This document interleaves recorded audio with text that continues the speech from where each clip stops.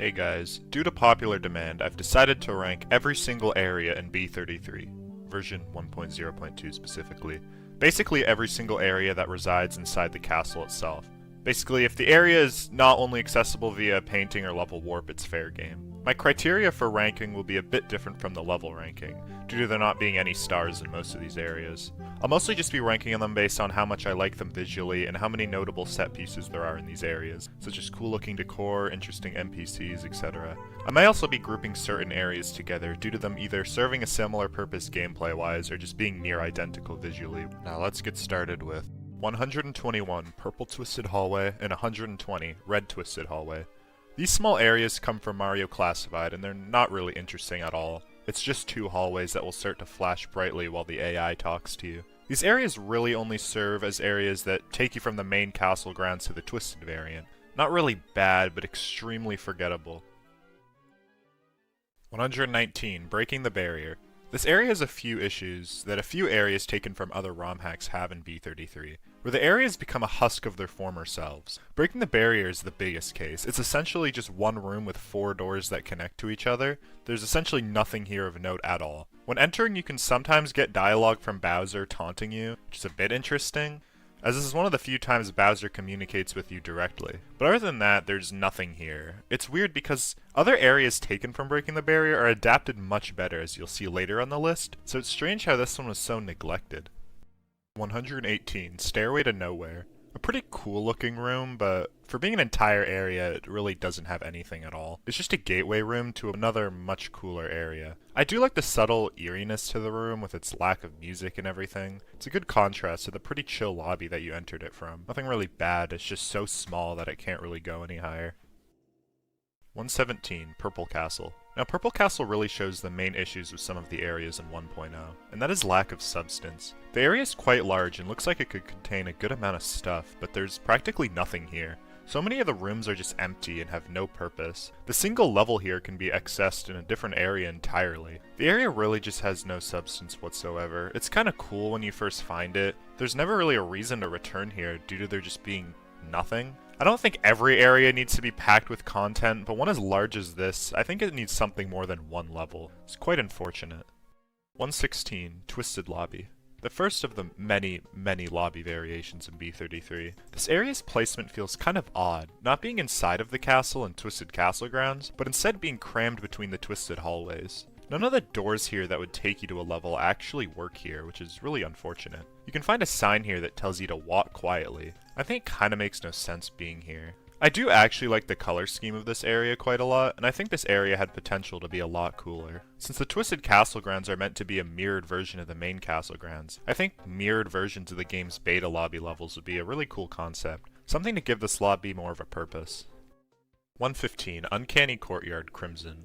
I'm ranking all the courtyard areas separately due to them being quite different to each other. This version of the courtyard is by far the worst though. You can't really see anything at all here until you enter the fountain, where it turns into the windy variant. There's nothing notable here whatsoever, mostly due to the fact that you were blind the entire time. It's kinda cool when you first see it, I guess, but otherwise this area is really weak. I feel like a star or something could have been hidden here, or something, but alas, this area is quite low. 114 Underground Passageway. This area has always been strange to me. It's just a hallway between Plexel upstairs and Nebula lobby, and it being categorized as an entire hub area is really weird. As I said, it's just a hallway. It's not really bad though. The track that plays here is pretty good. Unfortunately, you probably won't be here long enough to hear it in full. And there's a pipe that is quite well hidden leading to the 4th floor. I didn't actually know about this pipe for a while. Otherwise, this area does what it sets out to do, and its unique color scheme and music makes it solid. Unlike the level ranking, there's a lot less bad than good with these lobbies, as these areas are usually much more detailed and well thought out. 113 Tubular Lobby. This area is kind of interesting, serving as a gateway and sending point of a lot of areas. This area's origins come from some weird photo too. The lobby consists of several similar rooms with the same shape, but with different textures. This is the only area you can find a guaranteed white coin as well. The area was redesigned completely from 0.9 to 1.0 as well. It's pretty cool, but this is an area you'll find yourself in so much where it gets a bit old. And unlike other lobbies that you frequent, there's not really enough here to make it interesting. 112 Dream Castle. Taken from the Dream 64 hack, this small castle is definitely memorable but not for the best reasons. The two things that are notable here is the awful music playing and the constant splashing you'll hear from the Goombas found below, which can get grating fast. The aesthetic's really weird, feeling like a mix of lobbies, making it very incoherent. I think it makes sense if this castle's meant to be dreamlike though. I like how the metal and vanish cap are required to gather the red star. It kind of pushes you to find the two caps if you end up here without them. Some other interesting set pieces include another empty painting you can find and some destroyed doors that'll take you to polygonal chaos. This area feels like the AI was just messing around and decided to throw some random bullshit together. 111, Crimson Hallway. Another one of these crimson areas. My main complaint is the name itself. The crimson visuals just aren't really fun to look at due to it just clouding your vision. Also, this lobby is not really a hallway. The random floating chairs that attack you within the lobby are kinda unique, I guess, and the strange maze section leading to the Bowser fight's pretty cool too. I think the main thing of interest here is a boo that can be found. Quite unassuming at first, but if you're in Act 1, letting the boo kill you will take you to Monochrome Castle grounds, serving as a really convenient shortcut. I'm glad this was added, as the only way to get here previously is by fighting Bowser. It's honestly a really weird warp and I think should have been explained somewhere in game, but the random nature does make sense when it comes to B33. It's a solid area. 110, Lobby.z64 Beta. This area is the beta rendition of the normal Lobby.z64 lobby, but I don't like it as much as that one. I really like how the camera just has you pointed straight at the door with no music, opposed to the normal slanted camera when you enter the beta lobbies. It makes it stand out especially when you first enter. My main gripe with this lobby is just how frequently you end up here. Once you grab the red star from the painting, returning is pointless and is a dead end, so you just have to fast travel away every time. I think if this area was much rarer, I'd like it a lot more. 109, Fabricated Courtyard. This is one of the many courtyards in B33. Unfortunately, it doesn't stand out too much on its own. It looks a lot like Uncanny Courtyard, but is lacking the whole behind section.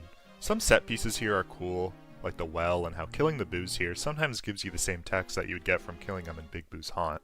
I like the brick pattern in this area though, it's quite visually appealing. Otherwise, this area is kinda forgettable. 108, The Void, and 107, Dark Hallway. These areas are very similar, so I'm ranking them together. The areas are sort of strange. You'll walk along a large dark path to grab a star, but it's a fake, or you'll be teleported to the void. After walking for a bit, you can find a sign in a giant pit. The sign's dialogue is a lot different depending on what version of B33 you're playing, but it's essentially talking to you as the player, mentioning how you're trying to escape reality again. Jumping in the pit takes you back to the castle grounds. A weird area, held back by just being visually quite boring.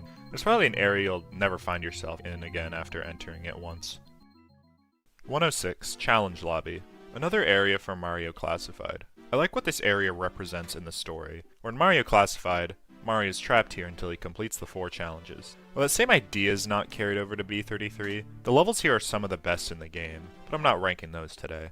Visually, this lobby has the same aesthetic as the vanilla lobbies from base game, so it doesn't stand out too much. But the constant ticking of the clock that can be found here is kinda ominous. The little room with the eyeless Peach painting is also a cool visual. The area is mostly just held back due to its small size, but it's not bad. Compared to the level ranking, a lot of these lower ones are pretty good. The gap between each lobby is way smaller than the levels quality-wise. 105, Challenge Lobby Dark. Similar to the regular Challenge Lobby, but a lot creepier. All the doors are blocked off, and the lack of music makes the constant clock ticking a lot more pronounced. Not much to say otherwise, I just like it a little bit more than the regular Challenge Lobby. 104, Purple Upstairs. This area is essentially the exact same as the vanilla SM64 upstairs, but purple. The only somewhat unique area is a little lobby section that is added before the stairs. A lot of the warps that be found in the normal upstairs are missing, along with the paintings mostly being different. The area is inspired from an old SM64 ARG, made by Nin Paradigm. I like it more than the Purple Castle, due to there being some stuff to actually find, and its size not being massive and just having nothing in it. 103, Toad's Rec Room. By far the smallest lobby in the entire game, being a single room. I don't know, I like it. It's very visually distinct, being based on the color scheme from the Rec Room from DS, and having to hit all the boxes to find the stars is a fun little minigame. What's actually kinda weird here is the Bowser painting you can find above the door. It looks normal at first until you realize the smile's been stretched out to make it a little bigger. The only other place where this change is made is inside Castle Depths, which makes more sense as it's a creepier area, but why was this painting specifically chosen to be changed like this? I think it was most likely a mistake, but it's still kinda weird. 102, Goomba Garden. This is an L-shaped area with a few Goombas. It's kinda hard to call it a garden though. The area feels so mysterious in nature. It has no music playing at all and no place of origin whatsoever. It also has a much different design in older B33 versions that were arguably better, so its change is odd.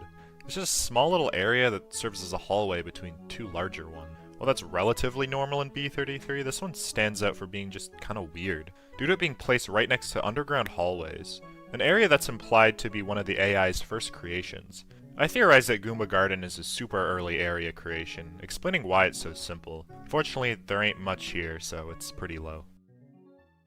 101, Ghostly Courtyard. Another courtyard, and I quite like this one. It's definitely the most dreary of the courtyards, with the pitch black sky and presence of many boos. Interestingly, the boo statue here is based off the modern SM64 boos, opposed to the beta ones in-game, and standing on the statue will also warp you away. The presence of debris on the ground really implies that the boo sort of invaded the courtyard, and I really like the idea of that, and think it could have been translated into base 64 a lot better. The courtyard being so calm and peaceful, with just like a dozen boos chilling there, never felt right to me. I think the idea of it starting out how Ghostly Courtyard looks, but once clearing Big Boo's haunt, it transforms back to how it looks in SM64, would have been a pretty neat idea. Anyways, back to this area. I think it is pretty good, but again, it's quite small, so I can't put it super high. 100, Floor 4B. I don't know if this one's that controversial, but I'm not the biggest fan of Floor 4B. That mostly has to do with its similar issues that Purple Castle has, which is its size and how little content is actually here. My main issue is most of this area's levels are all stuffed in like one hallway, leaving the rest of the lobby barren. It makes exploring it genuinely annoying. About like 70% of this lobby just has nothing and is just constant looping of doors, with nothing much visually to look at. If more of this area's levels were spread out among the lobby, I think it would make getting lost a lot more fun, as there'd be more to find. But as it is, it's so easy to get lost here, and not being able to leave. It's a lot higher than Purple Castle due to there being a solid amount of levels here, and the ones that are here are quite good. But there aren't really many set pieces to talk about other than maybe the Crusher Room being quite cool. And how this area being directly connected to what appears to be Mario and Luigi's house is kinda weird too. Not horrible, but I think it's the worst compared to 3B and 2B. 99, Silent Hall. As the name suggests, this area is a small hallway, notably with no music. This area is where you find the Vanish Cap, along with branching off to a couple other areas. The main thing of note here is the Vanish Cap painting itself, and it's one of my favorites in the entire game. Mario's cat being on the ground with a small dimly lit spotlight shining on it, surrounded by darkness, is just a really cool visual. I love how not only it looks really creepy, looking like one of those old creepy game over screens, but is also relatively accurate to how the Vanish Cap works, as it's dropped as a cap that sits on the ground. I love the creepier elements in B33 that genuinely look like they could have been in base 64. There's more stuff like it I'll talk about later on, but this painting is by far the standout, but otherwise the area is okay. I like how it's entered via a small side section on the castle though, that's pretty cool. 98, Uncanny Library. Another area taken from Classified. It doesn't stand out a ton, but there are a few elements that I enjoy. Firstly, when you enter the dark area through one of the doors, the music just stops entirely.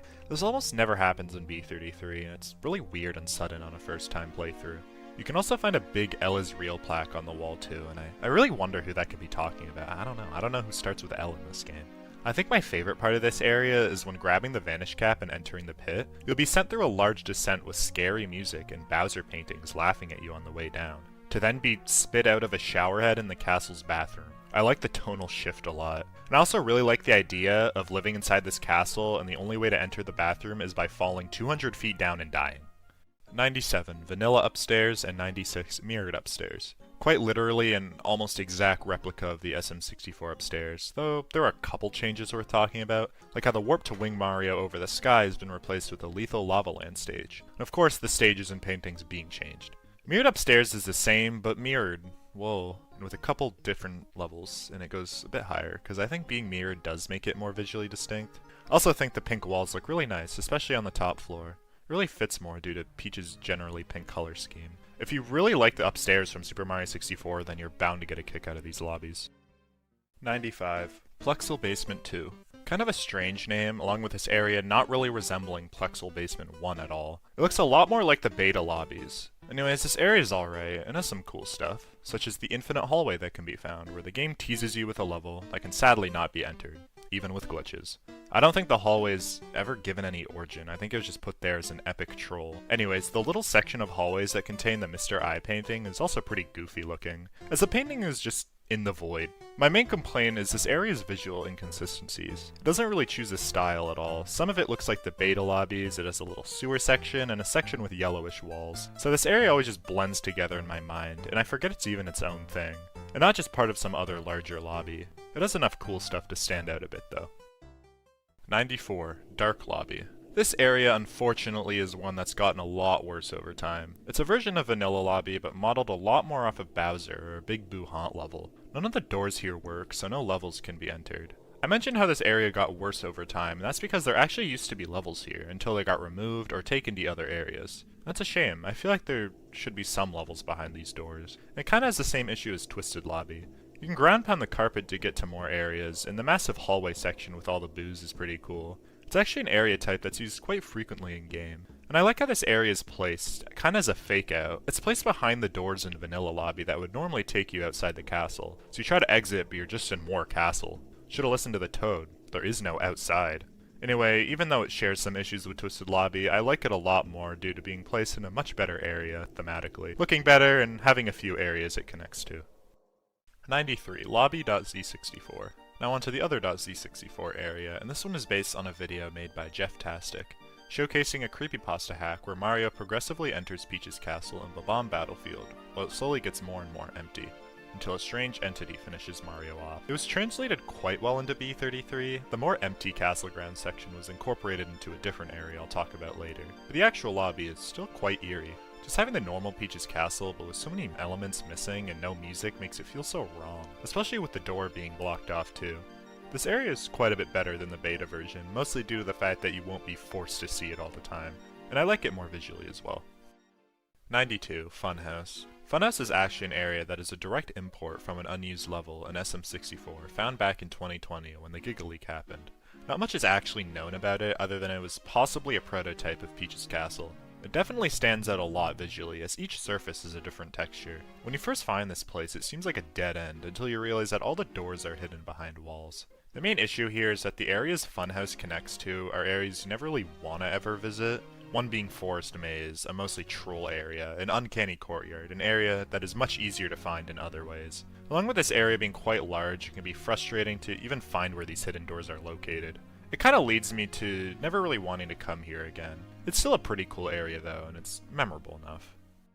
91. The Star. The Star is a strange area that's used as a small little hub between the beta lobbies and the third floor beta. The music here is a remix of Donut Plains from Mario World, and the area's layout also seems to be inspired by the Star World from that game.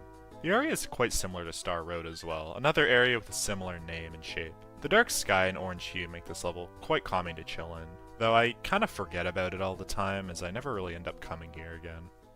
Number 90. Aquarium Lobby. This area is a somewhat altered version of the Jolly Roger Bay room, altered to be more like a lobby. The lobby's quite small and out of the way, so I usually forget about it, with a small maze section in the level Dry Downtown. The lobby was created by Dynalox, a B33 contributor, who also made Pink Upstairs. There's not a ton to say about this area, it's a bit forgettable due to it being quite out of the way and not having much content or anything interesting to note.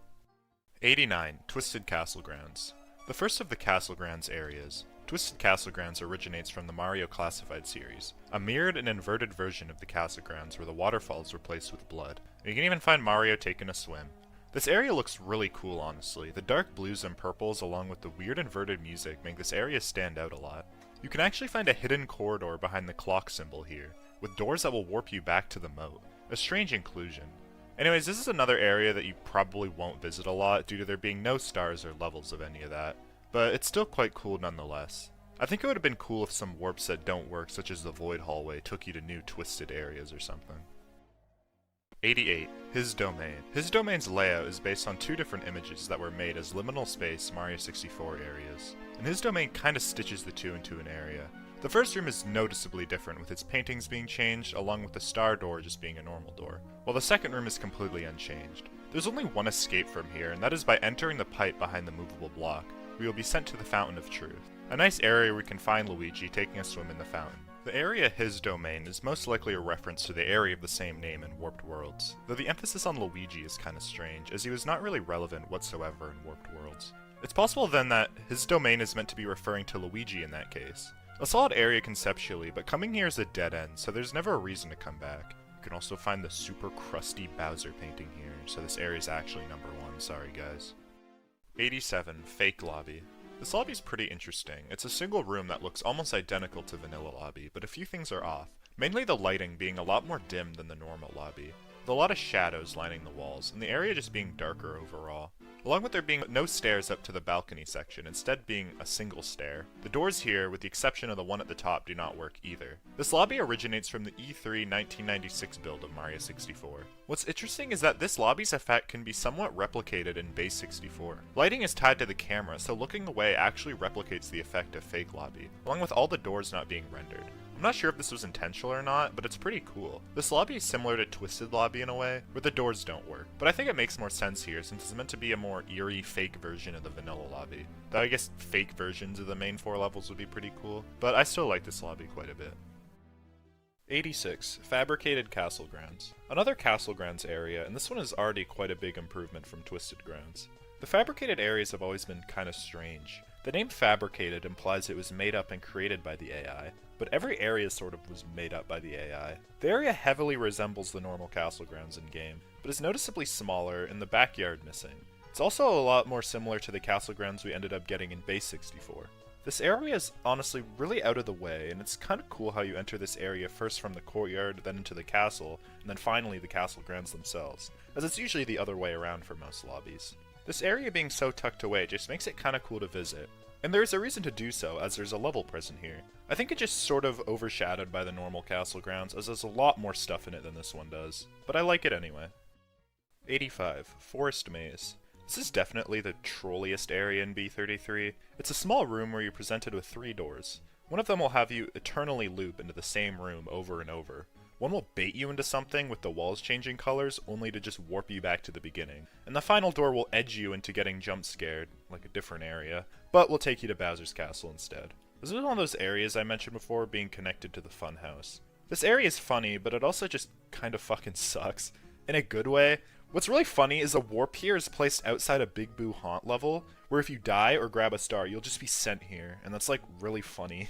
I do like how this area looks though, and the Mario RPG music used is really good. But yeah, other than the green star, just don't come here unless you like getting trolled. 84 to 80. Beta lobbies C, B, A, E, and D. In that exact order are all 5 beta lobbies. Grouped together because, well, they are almost all the exact same.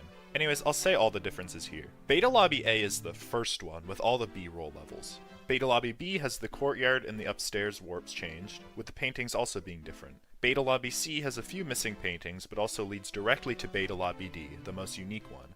I guess due to it having the only one that you can't enter by looking up in the sky, and also having a unique pattern leading to where the courtyard would go. And finally, Beta Lobby E, which is the exact same as Beta Lobby A, with different UI and different levels, but like, not really. C is the worst one because it has less levels, and D is the best because it's the one you won't be seeing every 2 minutes unless you go out of your way to. These areas are sort of iconic. I say they're the most standout areas in B33, but I think I'd give that to Plexel Lobby. The 5 different lobby system is something that's actually pretty cool and unique, especially when you first play and you think it just randomly changes. The beta aesthetic looks cool too, though you might get a bit tired of it due to how much you'll end up in these lobbies. But there being 5 of them really helps getting around the Plexus, since they all branch into different areas. Not the most unique areas, but extremely helpful and iconic. 79. Flooded Basement. This area is where Luigi tragically drowned in Mario Classified. Guy can't swim apparently. Anyways, in Classified, he enters this area through what appears to be floor 3B. But in B33, there are a few ways to enter this area, all of them being a one-way ticket since there ain't a way to escape. The basement always never really fit in SM64 with the random water and kind of strange design, and it looks a lot creepier when you're forced to drown here. The silence while you only hear the ticking of your health bar adds a lot to this area's vibe. It's really hard to talk about this area, honestly just watch the promo show episode of the Classified series as it kind of captures the entire premise of it. It's cool, but due to it just being an area where you die, you probably won't come back unless you so happen to stumble on one of the few warps here. 78. Vanilla Basement.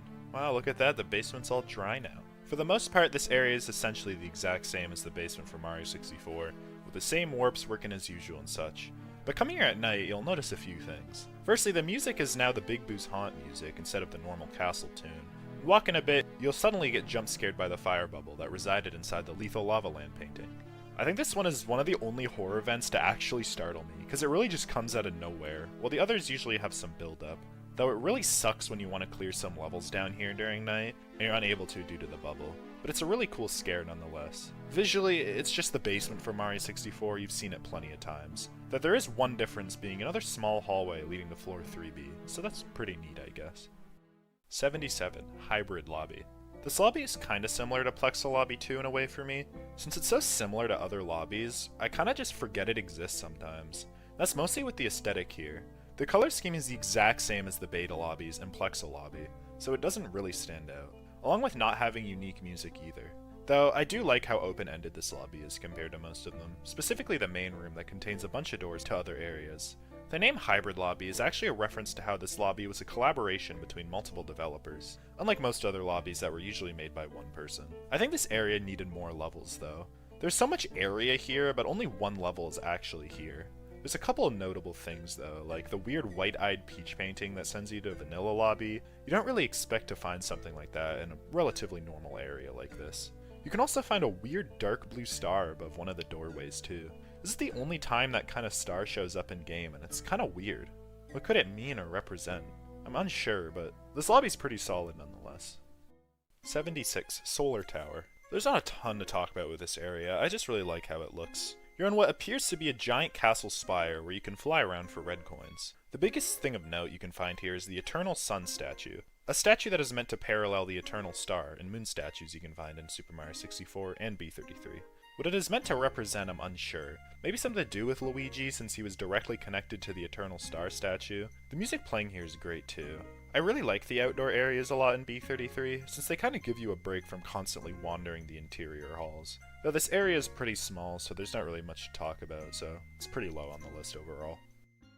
75. Cryptic Hideout. This area starts off as a large hallway until you enter the main room that branches off. The color scheme here is quite nice. I like the night sky wall pattern mixed with the purple. It's a cool aesthetic.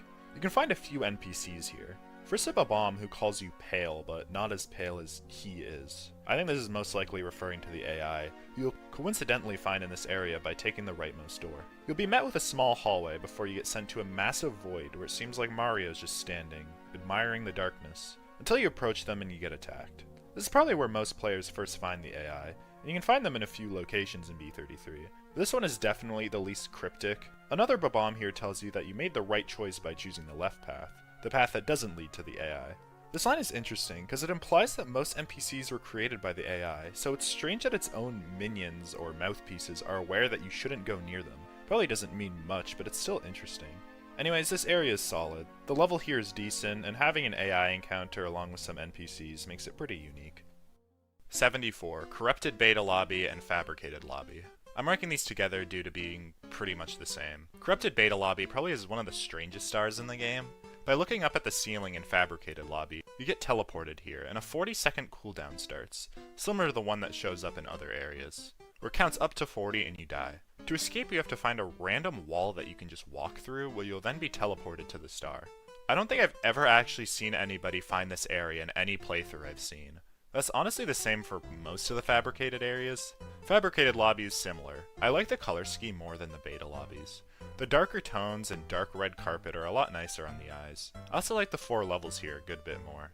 It's similar to the beta lobbies, but the Peach's slide door instead takes you to what looks like a weird tiny huge island room. It's sort of weird. But yeah, I like this area quite a bit. 73. Floor 3B. Another one of the B areas, I guess you can call them. And 3B is meant to be sort of another interpretation of Floor 2B, the first of all these floors. Floor 3B, though, is unfortunately really overshadowed by 2B, due to 2B being way larger and with more content. 3B's main room is very similar to the iconic 2B room, but obviously yellow. I don't think the color scheme works as well as the normal blue castle walls does in 2B. The area is essentially a very scaled down version of 2B, with the area being separated between the main room and a separate room you can access by swimming underwater. And that's essentially it. This area is actually quite useful though. It serves as sort of a gateway point to a lot of other areas due to the amount of warps it has, but only containing 2 levels of its own. It's really hard to talk about this area since it really is just a weaker version of 2B, an area that spoilers is way later down on the list, though I still enjoy the area and find myself here a lot when exploring. 72. Sunny Courtyard and 71. Uncanny Courtyard. Both of these are really similar in layout, so I'm ranking them together. Now when you first enter Uncanny Courtyard, you might think it's near identical to the layout of Vanilla Courtyard, But you can actually go behind the wall where a massive field with a maze can be found, and even another castle. The maze section is inspired from the promo show episode in Classified, where Luigi collects the 8 red coins here, or after he gets sent to Sunny Courtyard. Speaking of, Sunny Courtyard has the same layout but with much prettier colors. There's not much reason to actually go here other than being forced to after grabbing the 8 red coin star. But the vibe is really chill, so I like it. It's a bit worse than Uncanny due to having a bit less content, due to there not being a level here or anything. And it's a bit out of the way to get to, but I still like it. 70. Haunted Castle Grounds. Now on the surface this area may seem a bit high, just being the same as the main castle grounds but bright red. But I like what this area sort of represents in the story. You get sent here after ruins in the Blood Lake, an area that sort of gives off bad ending vibes. Haunted Castle Grounds sort of plays on that. The music here is the merry-go-round music from Mario 64, a song that sort of taunts you. But if you find this area without all 13 red stars, it's a dead end, and the only way out is by entering the castle, which takes you right back to the very start. It really feels like the game is kind of just messing with you by saying better luck next time, and I kind of like that element. The Toad statue also being decapitated here is kind of creepy visual too. 69. Bowser's Prison. I always kind of forget this is its own area and not just part of Bowser's floor. Anyways, this area is pretty neat. It's a long hallway with a bunch of cells holding various friendly NPCs, such as Toads, Yoshis, and Bob-omb buddies. You can't actually talk to any of these guys normally, and using cheats just has them say placeholder text. My favorite section is the throne room though. It's big enough where you can sort of see the fog settle ahead, and I think that just looks really cool. Though looking outside one of the windows sort of just lets you see some of the previous area in a slobby way. The worst part of this area though is this stupid pipe here that just warps you back to Plexo Lobby for some reason. I guess if you want to get there quickly, but it's so out of the way I really wish it sent you somewhere new instead. It's a solid area for what it's worth. 68. Uncanny Basement. This is another classified area where in the original Mario is being chased down by an entity that is most likely the Wario apparition, though he's not present here. In B33 this is just a gateway area that leads to a few other areas in the Plexus, most notably being a one-way exit from Twisted Castle Grounds. This area is pretty solid. The large amount of fog along with the somewhat stressful music can make this area feel kinda stressful when you enter it, always feeling like something is chasing you. This is also one of the few maze areas I actually get lost in a lot, which can be kind of annoying when I'm trying to find a specific exit, but still. I think Basement Maze, an area that appears later, is really just a direct upgrade from this one though. The area does what it's trying to do well anyways. 67. Garden. A super small and honestly forgettable area, but I really like it for what it is. It's one of the few outdoor areas that aren't just the castle grounds, and I really like all of them. A lot of these outdoor areas are going to be later down on the ranking. Anyways, this area seems to be inspired by an area in SM64 Warped Worlds. There's not really much of a purpose to this area in game, but I don't know, it's really peaceful and chill. The sunset vibe's just kinda relaxing. 66. Nightmare Basement. A pretty spooky area added in 1.0. This area is taken from the ROM hack Dream64. You enter here when exiting the normal vanilla courtyard, where the hallway may seem noticeably darker. The doors to the main lobby do not work, and the only way forward is heading to the basement. The basement is near identical to Vanilla Basement, just much darker with no music. You can find a normal and green star here as well, and you can leave by jumping down into the Hazy Maze Cave, where you'll then be dropped outside. Then enter the door to head back to Vanilla Lobby. This area is most comparable to Flooded Basement, both being dark versions of the Vanilla Basement, though one is obviously flooded. Nightmare Basement is a lot better due to the fact that there are actually stars to grab here, and you can escape without dying or warping out. Just being above water is more fun than being forced to swim anyway. 65. Pink Upstairs. Now unlike most of the upstairs area, this one is somewhat changed, as in a lot of the doors being blocked off or some of the structure being changed. I don't know why, but the bright pink color scheme is just really unique. It's not something you're really used to seeing in B33 or even Base 64. Every single painting also just being a peach painting is kind of weird too. Who needs that many photos of themselves? One of the doors here you can actually BLJ through to get some weird warp shenanigans to send you to either SGI Indy or Shadow Forest. And you can jump through a painting here as well to get sent to Mirrored Upstairs. Now there are no stars or levels here, but I don't know. I like this area for just being kind of weird. 64. Third Floor Beta. This lobby is notable for having its levels all share a similar theme. This and the lobby after all contain the game's many test levels. Now sadly, B33's test levels are by far the worst, so that kinda sucks. Now about the lobby itself, I quite like it. It's kinda weird having a lobby that's actually sort of a dead end, since once you enter this area there's no way to necessarily leave, as you're stuck between this lobby and 4th Floor Beta. The dark blue walls look quite nice visually too. And the main room seems to take inspiration from the 3rd floor in Base 64, with with the 2 levels you can enter to the left and right. The actual quantity of levels here is really high, but unfortunately, as I said before, the levels here are very forgettable and bad for the most part. I like how you enter one of them by using the vanish cap to enter the mirror though, that's pretty creative. Otherwise there's not much else to talk about. 63. Escape Route. This is a weird area that appears to be a dilapidated version of the outside of Peach's castle, with broken geometry and terrain to cross, eventually leading to a massive dark expanse that eventually takes you to another lobby. There's not really a place of origin when it comes to this area. In-game it seems to be an escape route from Bowser's prison, as you can find this area under some boxes in one of the cells. This sort of implies someone or something carved an entire route to escape imprisonment. There's no super practical reason to come out here, as there are other ways to enter the lobby that escape route takes you to. But I really like how this area looks anyway. The giant castle in the darkness just looks kinda creepy, especially without music too. A solid area. 62. Bowser's Castle. For being an area that is iconic as Bowser's Castle, its theme and layout really don't resemble it much at all. When you think Bowser's Castle, you usually think of lava and traps and dark colors like grays and browns. But in B33, the castle is adorned with red wallpaper, the same kind that is in Peach's castle, a garden room, and other rooms that mimic the main castle. And it's honestly kinda weird. The only semblance of this being Bowser's castle is a toad you can find here who tells you that the princess is in another castle, obviously being a reference to the original Mario Bros. Another toad NPC here can also give you a star, only at night. One of the few things the day-night cycle actually has an impact on in-game. Other than that, there are no levels here or anything, but this area has a good few warps to other areas, so it's a good gateway. At least there's a star here, so it's not entirely useless. The actual structure of this area can be kinda confusing though, due to it being so cramped, so it's easy to get lost a little bit. A solid area, but I don't think the name really fits it too well. 61. Vanilla Lobby. A replica of the main lobby from SM64, though it's actually changed quite noticeably, with tons of warps leading to many areas. This makes Vanilla Lobby actually one of the most useful areas in the game when it comes to exploration.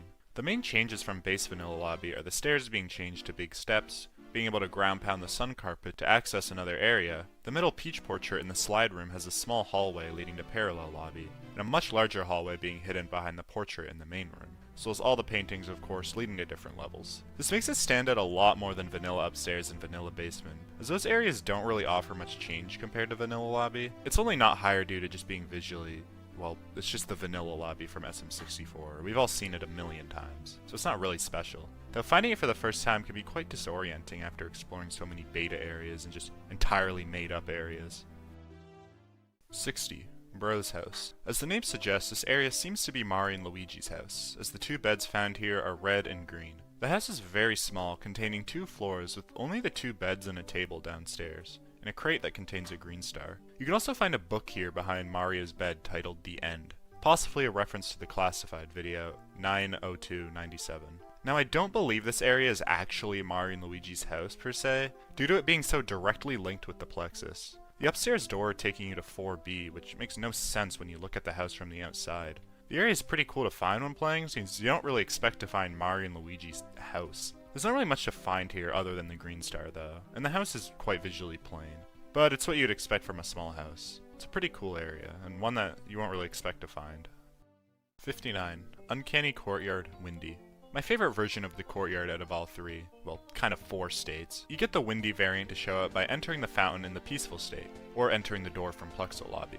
It's my favorite visually due to the previously climbable wall being replaced with a massive maze behind, where you can find a few things, such as a green star and a statue hidden behind one of the walls leading to the checkerboards. The darker, foggier visuals along with the sound of the harsh wind add a bit of an eerie feeling, which makes sense. This courtyard is essentially what became of Peaceful Courtyard after Luigi's demise in the Mario Classified series, due to the presence of the El Israel statue, something that's coincidentally missing from the Peaceful variant. Overall, I like the eerie feeling of this courtyard the best, and it's my favorite version out of all the many courtyards in-game. 58. Balcony. This area is one of the few what I call 4-door crossroad areas. There are a couple of these, such as 4th Floor and Genesis Basement. Areas that, as the name suggests, act like little hubs that branch into even more areas, but usually just with 4 doors, 2 on each side. Balcony is definitely the simplest of these. Visually, it's just a regal white balcony with several pillars and a pretty nice view outside. Jumping off the balcony actually takes you to Uncanny Courtyard, which is pretty cool. Kinda gives the plexus some sort of structure and makes sense layout-wise. The area's layout is inspired from a ROM hack called The 4th Floor, an unfinished hack created by Gronodi, The music here is really nice too. It's exclusive to this area and it makes it stand out quite a bit. Other than that, the area is nothing crazy, but it's one you'll most likely find yourself in quite frequently due to the many warps it contains. 57. Crescent Castle. This lobby is one of the weirder ones due to not really having a visual theme. The first large room you enter is bright blue, but as you enter some of the other rooms, the color scheme is a combination of some other areas in game. Rooms with brown brick walls, dark blue walls like in 3rd floor beta, and the classic cloud walls of the main castle. It makes this area kind of stand out by not standing out in a way. There's some notable areas in here too. Entering the leftmost door and entering the pipe takes you to a replica of Bowser's hallway that ends up being a trap where you'll fall into blood or enter the peach painting to the delicious cake level. It's sort of a weird inclusion in an area like this. The area honestly seems like something you would find in Fake Lobby. I think it would be kinda cool there. Speaking of Fake Lobby, you can also get there via a hidden door behind a wall. Hidden doors like this are really only found here and in the funhouse. Another thing here is a warp taking you all the way to Bowser's floor. Incredibly useful, as getting there normally takes a really long time. Anyways, yeah, this lobby's quite useful, but I think the lack of a super direct theme kinda makes it a bit forgettable, but it's still in the upper half of these lobbies. 56. Imperfect Sanctuary Lobby. One of the more unsettling areas, it's a massive hallway with blue carpet and checkered flooring, with several beams of light shining down on the sides. Honestly reminds me of a church or some other holy location. No music plays here, but what can be heard is Peach calling out for Mario. Going forward more, the hallway will become pitch black for a bit, only being lined with Peach portraits. Then finally you'll reach the star and the source of the voice, being a single Peach painting. You can either grab the star here or enter the painting, which will warp you to Vanilla Lobby. The lobby's name is sort of strange, being an imperfect version of some supposed sanctuary lobby. But what would have this sanctuary lobby looked like? The lobby is an original creation, so there's not really much to go off of, due to it not being present in any other ROM hack. But the lobby is still pretty cool and eerie nonetheless. 55. 4th floor. This area is similar to Balcony, another room with 4 doorways leading to different areas, but also with 2 pipes in the center of the room. The lobby's design looks like a more regal version of the beta lobby, with a fancier lined carpet and several pillars lining the walls. Due to the many doors and pipes, this lobby is quite useful to get to key areas, mainly Nebula Lobby, Bowser's Domain, and Polygonal Chaos. It is extremely close to all the beta lobbies, being connected to Beta Lobby C. The strangest part of this lobby is the little courtyard section that's straight ahead. Entering it will completely disable the music, and only the chirping of birds and ambient sounds can be heard. There's nothing actually out here like a warp or star, just a chill area to hang out in. That's kinda neat. One of the side doorways also leads to a level, so there is an actual reason to come here other than just for travel reasons. I like it a lot. Essentially an upgrade over Balcony, though Balcony's vibe and aesthetic is a bit more unique, so you can decide which one you like more. 54. Peaceful Grounds. Another one of the few outdoor areas that doesn't include levels, of course. This one serves the same purpose as most others, being a gateway area between a few important areas, being the shower room, parallel lobby, and fabricated courtyard. This being the only way to actually get to the fabricated areas, so it's necessary if you want to see them all. The most notable thing in this area is the green star that can be found, all the way at the top of the castle. This one is definitely the hardest to grab in the game, requiring plenty of precise jumps, but it's nice that it has some challenge, as pretty much every other green star is free to grab once you find its location. A big well is found here too, that unfortunately just kills you and sends you back to Pluxa Lobby when entered, though I heard it's actually going to warp you to other wells in the next unabandoned version, so that's pretty cool.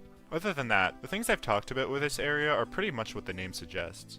Peaceful place that's a little break from the constant claustrophobia from the castles, and does what these outdoor areas do well. 53. Underground hallways. Pretty much a direct opposite of the area I just talked about, instead being a cramped maze of hallways with no music at all, and really nothing to find whatsoever. And that sorta makes sense. This area is meant to be where the AI was first created, due to the area's name also being known as Enhancer Creation, the Enhancer being the AI themselves. The hallways are also directly connected to 2 other weird and empty areas, being Eerie Sewer and the previously mentioned Goomba Garden, another area I theorized to be a super early creation of the AI. The lack of music and simple textures just make this area really weird to explore. The only things of note here are the few cracks in the walls, I guess, but otherwise it's just a playground for Mario movement. This area is interesting enough to go quite high on the list for me. 52. Above the Clouds. Probably the best area visually in the entire game, at least when it comes to lobbies. Walking across the rainbow with giant mountains and stars surrounding you is just so cool. It really only lasts for like 30 seconds before entering one of the spires into, unfortunately, a much weaker area. I don't know, this area is just so sick, but it's not really used for much and doesn't last long. And unlike most other outdoor areas, it's not really useful for getting around. due to it being so segmented from other lobbies, just taking you to Dream Castle. But I have to put it this high just for looking awesome. 51. Bowser's Maze. This area shares a good amount of similarities to underground passageways, but it's a lot less weird and empty, and more in line with what I'd actually expect to see in a Mario game. It's a maze of brick walls, like before, but also includes several Bowser paintings around, along with having the Big Boo's haunt music. The most interesting part is at the end of the maze you'll be met with a massive void leading to a pipe, and at first it doesn't actually look that far away, until you try going towards it where the true distance really sets in. Nothing but the black void and a single pipe really adds tension when approaching it to see where it will lead to. Though the pipe actually just takes you to the sewer system, an area that seems quite underwhelming but is also where most players will meet the shadowy figure. The area is also connected to Plexel Lobby, a very common area as I mentioned before. This might be a lot of players' first spooky-ish area they find, and I like it a lot for what it does. 50. Clockway Internals. Honestly, I've always liked this area a good amount, even though it can be quite forgettable. Anyways, this area is sort of inspired by Breaking the Barrier with a few more added segments. The lobby is really only segmented into 3 parts, with the main room, a really long hallway, and a junction room with 3 doors. The music here is also a pretty unique remix of the file select screen, only being used here and in Crumbling Castle. I think why I remember and like this area so much is how I always used to take a super long path to get to Bowser's domain, and traversing this area was always a part of it, before I knew much faster ways to get around. I'd always go to this area to get to Polygonal Chaos and so on. And I don't know, the music and the visuals, it just has a weird vibe. Even though it's ironically the least visually distinct, only using the red carpet, checkered floor, and brick walls that are used everywhere in Base 64. The name is also interesting, mentioning clocks. Clocks and time seem to be a pretty important theme in B33, notably with the frequent clock paintings scattered around the plexus, and how time works with the day and night cycle, and how all the clocks in games seem to have no hands to even tell the time. Bias aside, it's still quite a useful area for getting around, and having plenty of warps to other areas, but I don't know, I just really like this one. 49. 4th Floor Final, and 48. 4th Floor Final Corrupted. These areas are essentially the exact same, the only difference being 4th Floor Corrupted is during nighttime, and an extra pipe can be found, taking you to the AI Underground. This is another area that's from Classified. This area's layout is kinda like the normal 4th floor, being a hallway with some branching rooms. These rooms contain items such as cake, a working oven, strange altar, and a pipe. This area is the closest thing to an area that has working kitchen appliances, so maybe it could be lived in. You know, one day I gotta make one of those how long can you survive in X game videos, but for B33. Though I think that would take like 50 years off my life to create. Anyways, visually the lobby is quite nice and has a few notable aspects. Firstly is the mini toad statue that can be found. Where walking near it will silence the music and text will appear on screen, saying to find the core. The text being from Stanley themselves. It's sort of a hint that the core is nearby, which it is, as looking up in this area takes you to the corrupted version, which contains the core. Behind the staircase where you spawn is walled off, and is mentioned to be an incomplete area. One of the few that Stanley forgot to finish, I guess. There's unfortunately no levels or stars here, so there's no reason to come here for completion, but it's still quite cool nonetheless, and exploring more classified areas is always fun. 47. Vanilla Castle Grounds. Despite the name, Vanilla Castle Grounds kinda mixes both the beta version and modern version of the Castle Grounds, most notably with the backyard that's only present in the beta form, but also has the modern castle along with most of the castle being the same scale as the modern version. The main difference as well is the foggy sky that this version has. It gives the grounds a much different feel, but one that is quite peaceful. The castle mode is drained here as well, allowing you to enter the metal door inside, which takes you to Challenge Lobby. You're also able to use the cannon here to access the roof like in the original, but a door can actually be found here taking you to the Painting Museum, which honestly kinda fits structurally, due to the Painting Museum being a large cylindrical lobby, fitting with the exterior. That's pretty neat. Anyways, that's about it here. It's sort of a strange mix between both beta and modern versions of the castle grounds, and I think that's pretty cool. 46. Toad Lobby. This area is found at the very back of the castle grounds by entering the double door. It yet again shares a similar 4-door structure, but a bit more unique, as the lobby is designed a lot like a temple of sorts, all leading up to a large golden toad statue with a beam of light shining down on it. Once you enter, instead, going left or right will take you to 2 pipes along with the mentioned doors, so this lobby is pretty useful for getting around. The music here is pretty good as well, being a more regal rendition of the Peach's Castle theme. You can get to both Solar and Stellar Tower from here, along with several key lobbies like Plexel Basement and Genesis Basement, so the lobby is pretty useful. The heavy use of white and gold here has a similar theme to Balcony, but instead themed around Toad. It's pretty cool, and a really original idea made for B33.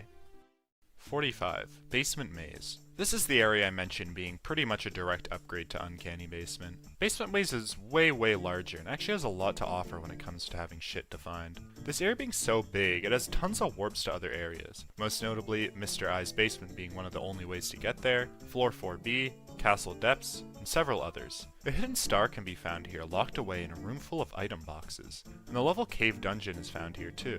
A pretty solid one I talked about in the level ranking.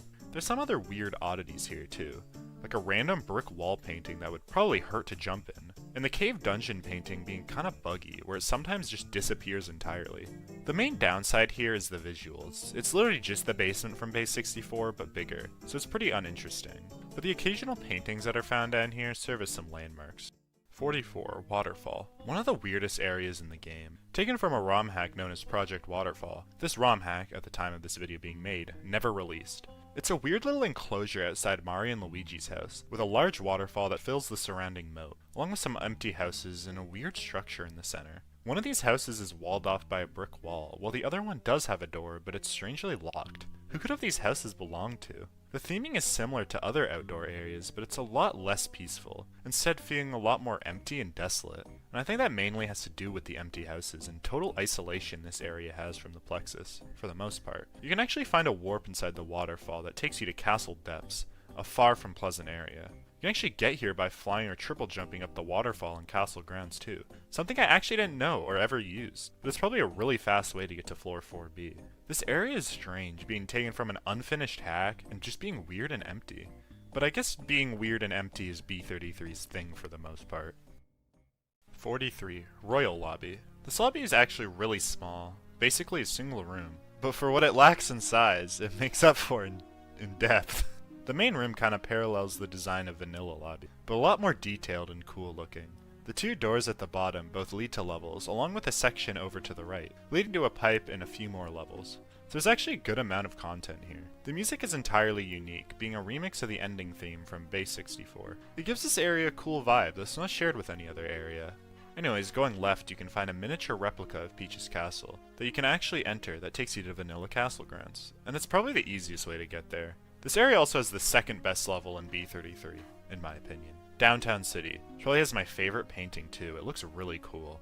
I don't know, the windows on the houses kind of look like screaming souls in a way, which would fit the level really well. I love the color scheme of this lobby too. The dark blue walls from 3rd floor beta really fit well with the pillars and checkerboard floor. It feels really fancy, fitting with the lobby's name. This one's really great.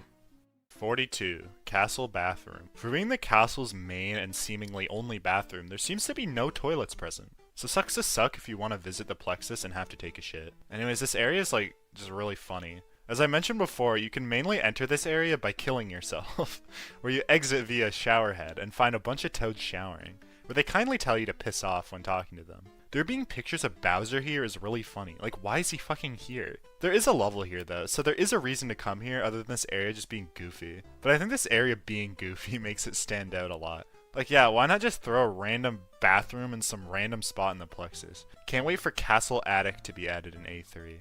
Though, not gonna lie, that'd be a kinda cool area. I hope Castle Bathroom fan in my comment section is appeased with this placement. 41. Clock Hall.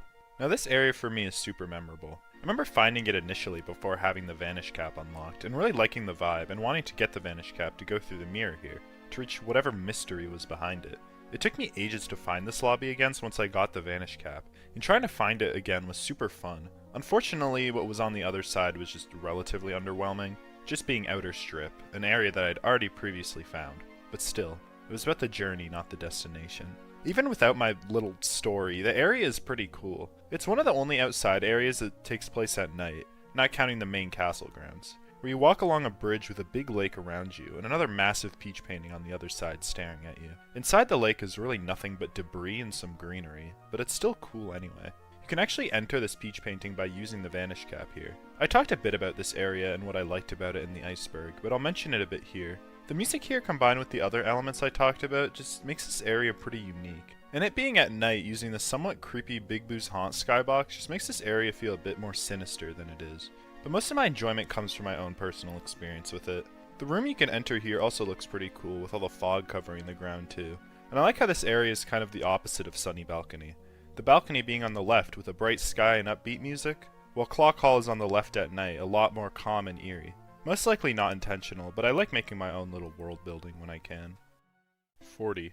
Eerie Sewer. This area, even ignoring the main aspect, is able to just make the basement textures and theming pretty creepy. I think the lack of music entirely, along with the bit of water on the ground, help with all that. It makes it so you can only really hear the constant splashing of water while walking. But of course, the main appeal of this area is the jump scare. Probably B33's most iconic horror event, and it's the one I see the most on thumbnails. The jump scare has a lot of build-up where you'll just walk through dozens of doors while toads appear, periodically telling you to walk quietly as the visuals get more and more distorted, until, well... Though another area uses the same jump scare as well, and I think it executes it even better. 39. Sunny Balcony. Pretty much a parallel to Clock Hall as I explained before. I really like this area a lot. The upbeat music along with just being outside once again is cool. This area seems to be on the left side of the plexus, while Clock Hall is on the right. I mean, sort of none of these areas actually make any sense structurally whatsoever, but still. This area is one that was included on my trip to Bowser's Domain, so I always frequented here. Not a ton to say about this one. I enjoy it for pretty much the exact same reasons as the other outdoor areas. It's just a really nice vibe. 38. Castle Garden. I like what this area tries to do a lot. When first entering it, you'll get a little jingle, usually the same one you'd get for doing something like freeing the Chain Chomp of a bomb battlefield. And from the looks of it, this area looks like the possible exit of the castle. You're surrounded by brick walls, and the entire castle can be seen behind you. All that's left is to enter the door and you can escape. But you quickly realize it's a trap, as you're stuck in a black void where a group of eels come and kill you, with no way of escape. I like how the game kinda tricks you like that. Putting a door there would incentivize most players to check it out, especially since it looks like you can kinda just leave. But sorry Luigi, looks like you're stuck here for a little bit longer. Even ignoring the little jump scare, this area is still quite cool looking. The view of the castle looks nice, and Toad's rec room and a pipe leading to the hedge maze are also here. So there are actual reasons to come here for stars and such, but the fake out exit is obviously the highlight of this area. 37. Internal Sewer System. Now an area with that name doesn't sound too interesting, but it's a pretty cool one. I think the standout aspect of this area is the music. It's a pretty funky remix of the Underground theme. And it's funny how both the Underground theme is sampled in a track like this and Dry Town, two tracks that are polar opposites when it comes to tone. The sewer system is for the most part another gateway area, but does have a level of its own. An actual really cool thing I didn't realize till looking on the wiki is you can actually enter this lobby via a level, being the city, by swimming through a grate in the moat. Very few levels actually have warps that take you back to the castle, except for grabbing the stars obviously. The one level it does have, though, is not really unique to this area, as it's accessible via the level fire bubble. This area is still quite useful for getting around the plexus. The dark brown rusted walls and metallic theming here is quite unique for a hub area, and the general layout being far more cramped makes it stand out too. But the music here is honestly what I remember it most by, though. I wish the abundance of pipes used in the older versions of this area were still in this version, as it would add even more to the sewer vibe. 36. The Floating Hotel. This area has gone through quite a few changes over B33's version history, but I think I like the newest one the most. This area mixes both of the outdoor and indoor aspects of a lobby, starting you on what is most likely the hotel's courtyard. The lighting here is a bit different to most outdoor areas taking place during sundown, so it adds that nice orange hue over everything.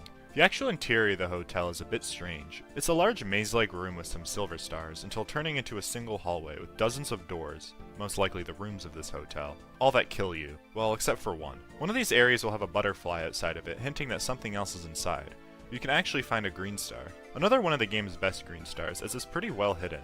Going right instead will take you to an area with a few islands that you can use the wing cap to get to, where you'll find the final silver star. This area is pretty weird, but in a good way. Just a random hotel in the middle of the sky is a pretty goofy concept for B33, and like most of the doors killing you makes it pretty memorable too. I mostly like it for the sunset vibe though. Even the interior sections have that warm orange tint that not many areas have. It's a pretty great one. 35 to 29. Beginnings, Castle Grounds Ending, Monochrome Castle Grounds, Monochrome Lobby, World of Dreams, and Star Road. These 6 areas all being next to each other may be odd, but I find they really all accomplish the same goal, and are all placed back to back in game as well. These areas are kind of the game's post-game areas in a way, as you first find them by defeating Bowser in the Eternal Fort, where you're sent to Beginnings, a weird checkerboard area in the sky, with a sign asking you about where Luigi is, but that's what it's implied to mean. Then you get sent to Castle Grounds Ending, and this is where the music kicks in. The vibe this area and the preceding areas give off is kind of like a you won but at what cost feeling. You beat the game and defeated Bowser, but you don't really win. The castle grounds are dark and empty. Going inside will have Peach appear as well, with a ghost of her telling you that the power stars were restored, where you're then sent to monochrome grounds. The music between all these areas is the same as well. The monochrome grounds are an even more empty and depressing version of the grounds, the beta version this time. A sign at the entrance is telling you to leave, along with the howling of wind. None of the warps here work at all either. You keep going and going deeper into these areas, but there's nothing to be found. You keep pressing on, and eventually you'll reach Star Road, the post-game area, where you can play 5 bonus levels, and the same area even gets a special color scheme when you become a super player by gathering all 460 stars. But you don't actually leave. Once you reach this area in Star Road, you can only escape by warping back to where you started in the beta lobbies. Even the trek to all these areas gives us the vibe that it's the end. You keep pushing forward, even the warps to get here are at the top of the stairs where you'd fight Bowser. But it's not really the end. You can get to these areas with hardly any stars, but it's kinda like a fuck you in a way. You don't really get the satisfaction of winning. No ending credits or cutscene, you kinda just stop being able to go forward anymore. Even this game's good ending, where you gather all the power stars and complete everything, is all meaningless in the end. The AI is still powered, forced to create, and poor Mario and Luigi are stuck roaming around, until they find like 20 ways to die drowning, or paranormal occurrences, or burning to death, you know the sort. But yeah, I think all these areas kind of serve as one little story to tell, and they're all ranked together for that reason. I can't really pick and choose where each one would go, but overall, they do what they're most likely trying to do well, and I like them a lot. Anyways, back to the normal ranking. 28, Peach's floor, and 27, Bowser's floor. Both these lobbies kind of serve as the final lobbies in a way. They lead to the final areas in the game chronologically. You can actually get to these areas anytime you want at any point. These areas are very similar with a few key differences. Mainly, Bowser's floor has an entire exterior section that is walled off in Peach's floor. Bowser's floor also contains 2 levels, one of those being Bob-omb Village, one of the best ones in B33. So it takes the edge. Though I like the vibe of Peach's floor a lot too, with the weird cracks in the walls along with the large Toad statue. I like how large both these areas are, and the build-up is quite nice if you enter them the normal way, as you're forced to walk down long hallways before you reach the floor proper. The giant Peach painting with a large prohibition sign under is a bit ominous too. The warp leading to Peaceful Sewer Maze is one of the weirdest in this game as well. Not being a painting or a typical warp, instead of just some random ravine outside. Most people might not expect this to actually be a level, and I like how well hidden it is, even though the level itself doesn't really offer much. These areas are really well made, and fit well for being the final lobbies of the Plexus. 26. Crumbling Castle. This lobby seems to be a part of the Plexus that has begun falling apart for unknown reasons. When entering the lobby, the actual stability of this area is a lot different throughout, as some rooms are relatively normal with a few pieces of debris lying around, while some other rooms are entirely destroyed with large holes in the walls. The music here is shared with Clockway internals, and it's pretty cool and fits the area, being kinda mysterious and strange. There's a single green star here behind one of the broken walls with a door lying on the ground that can actually be entered. I theorized in the iceberg video that perhaps Bowser is the reason for the castle being like this, due to a lot of the holes in the walls being about the size of him, and that perhaps he was trying to break more of the castle in part of his takeover. But I talked a lot more about that in the iceberg. The visuals here are what you would expect, pretty much the same as the vanilla castle, but obviously falling apart. It's another solid gateway area too, but it's pretty easy to get lost in, due to no particular set pieces of note. But I don't know, I really like this area. The crumbling theme is really unique, only kind of being shared with floor 2B in some sections, which honestly fits as these lobbies are directly connected. 25. Plexel Hallway. I think this lobby is the most overall good lobby so far. It kinda has a bit of everything. Decently sized, a solid amount of levels, and a few set pieces to talk about as well. Now the only thing I think is weird about this area is the name. Not gonna lie, I feel like this area is a lot more like Bowser's Castle than the actual Bowser's Castle lobby. The dark color scheme, fire, and just slightly darker vibe really feels a lot more like Bowser's Castle than the weird orange and red Bowser's Castle we have. There's a solid amount of levels here, some notable ones being Cave City and Grim Green Forest, some of the best ones. The little courtyard section is a nice touch too, with a pretty well hidden star. And I like the library section too, and the horror vent that's found here. It's one of the weirder ones too, being inside of a Bowser painting, where you walk across an ominous bridge to the shadowy figure, now taking on the form of Bowser instead of Luigi. Strangely, you also get sent to this lobby when defeating Bowser in the sky. It's a pretty weird location to get warped to, as most other areas just warp you outside of them when you grab a star. As I said before, this lobby kinda just has everything and no real flaws. A star, good levels, a nice design, and a horror event. What else do you really need? I guess the actual layout is not crazy unique, with the hallway and branching doors layout being pretty frequent, but it's not really a real criticism, as this area is pretty much the first of its kind, being in the earliest version of B33. and I can see why it's stuck around for so long. Very solid. 24. Genesis Basement. As the name suggests, this lobby comes from the Mario Classified episode Genesis, where one of the developers is showing off a new area, the same area where the AI first gets activated. The recreation is almost one-for-one accurate. Even the way of entry through the moat is the same. This lobby is super large, and by far one of the largest of the 4-door gateway room lobbies. Though with all this size, it only has 2 levels, being Chroma Tundra and Flower Fields. One of them is my personal favorites, being Chroma Tundra. This lobby was actually a decent bit worse before 1.0, due to warps to both Floor 4B and Castle Depths not being present. So a lot of the hallways instead just led to nothing at all. The massive courtyard section looks really nice, probably my favorite of all the courtyards in game. The pipe to the infamous yellow switch can be found here as well, the same switch that activated Stanley in Classified. But in B33, it will mess around with all the game's personalization values, so I wouldn't recommend messing with it. With how big this area is, it's unfortunately quite empty, with only 2 levels, but the various branching points to other areas still make it worthwhile to come to. And I don't know, the super large lobbies always feel a lot more grand. Ones like this, Floor 2B, and Polygonal Chaos. They make you feel so small in comparison, and are really fun to explore. I think a few more levels here would get me to put Genesis Basement a decent bit higher, but I still like this lobby a lot. 23. Personalization Chamber. By looking into the ceiling in a few lobbies, you get sent here. The first room being pitch black, only containing a long red carpet and a few windows, allowing a bit of light in the area. The second room is an eerily long hallway that, once reaching the end of, cannot be backtracked, as it constantly loops. And the final room contains the painting itself. The lack of music at all in here makes this area really creepy. Entering the second room and just seeing a super long hallway just feels so unnatural. The painting itself can take you to 5 different areas. Some of these areas are accessible in different ways, while others are only accessible via the painting. These areas include Toad's Hedge Maze, Illusionary Dark Labyrinth, Flesh Mountain, AI Headquarters, and Mr. Eye's Maze. Toad's Maze being really the only positive area here. The sign outside mentions this painting being able to sense the thoughts of the observer, to personally craft you an experience of your most desired dreams or inhuman nightmares. But unfortunately, due to the limited capabilities of N64 hardware, you're stuck with these 5 areas. Though it's quite trippy when you enter this painting multiple times and just end up in different places. The area has no origins either, it's just a really strange inclusion, and I like it. The first 2 rooms do a really good job at being creepy without really doing much. I think that just shows how Mario 64 at its core, when stripped of all the elements that make it a normal game, is just kinda weird and eerie. No NPCs, no background music, just empty halls and only the sound of footsteps and the creaking of doors. It's a feeling no other game can really replicate. A great area. 22.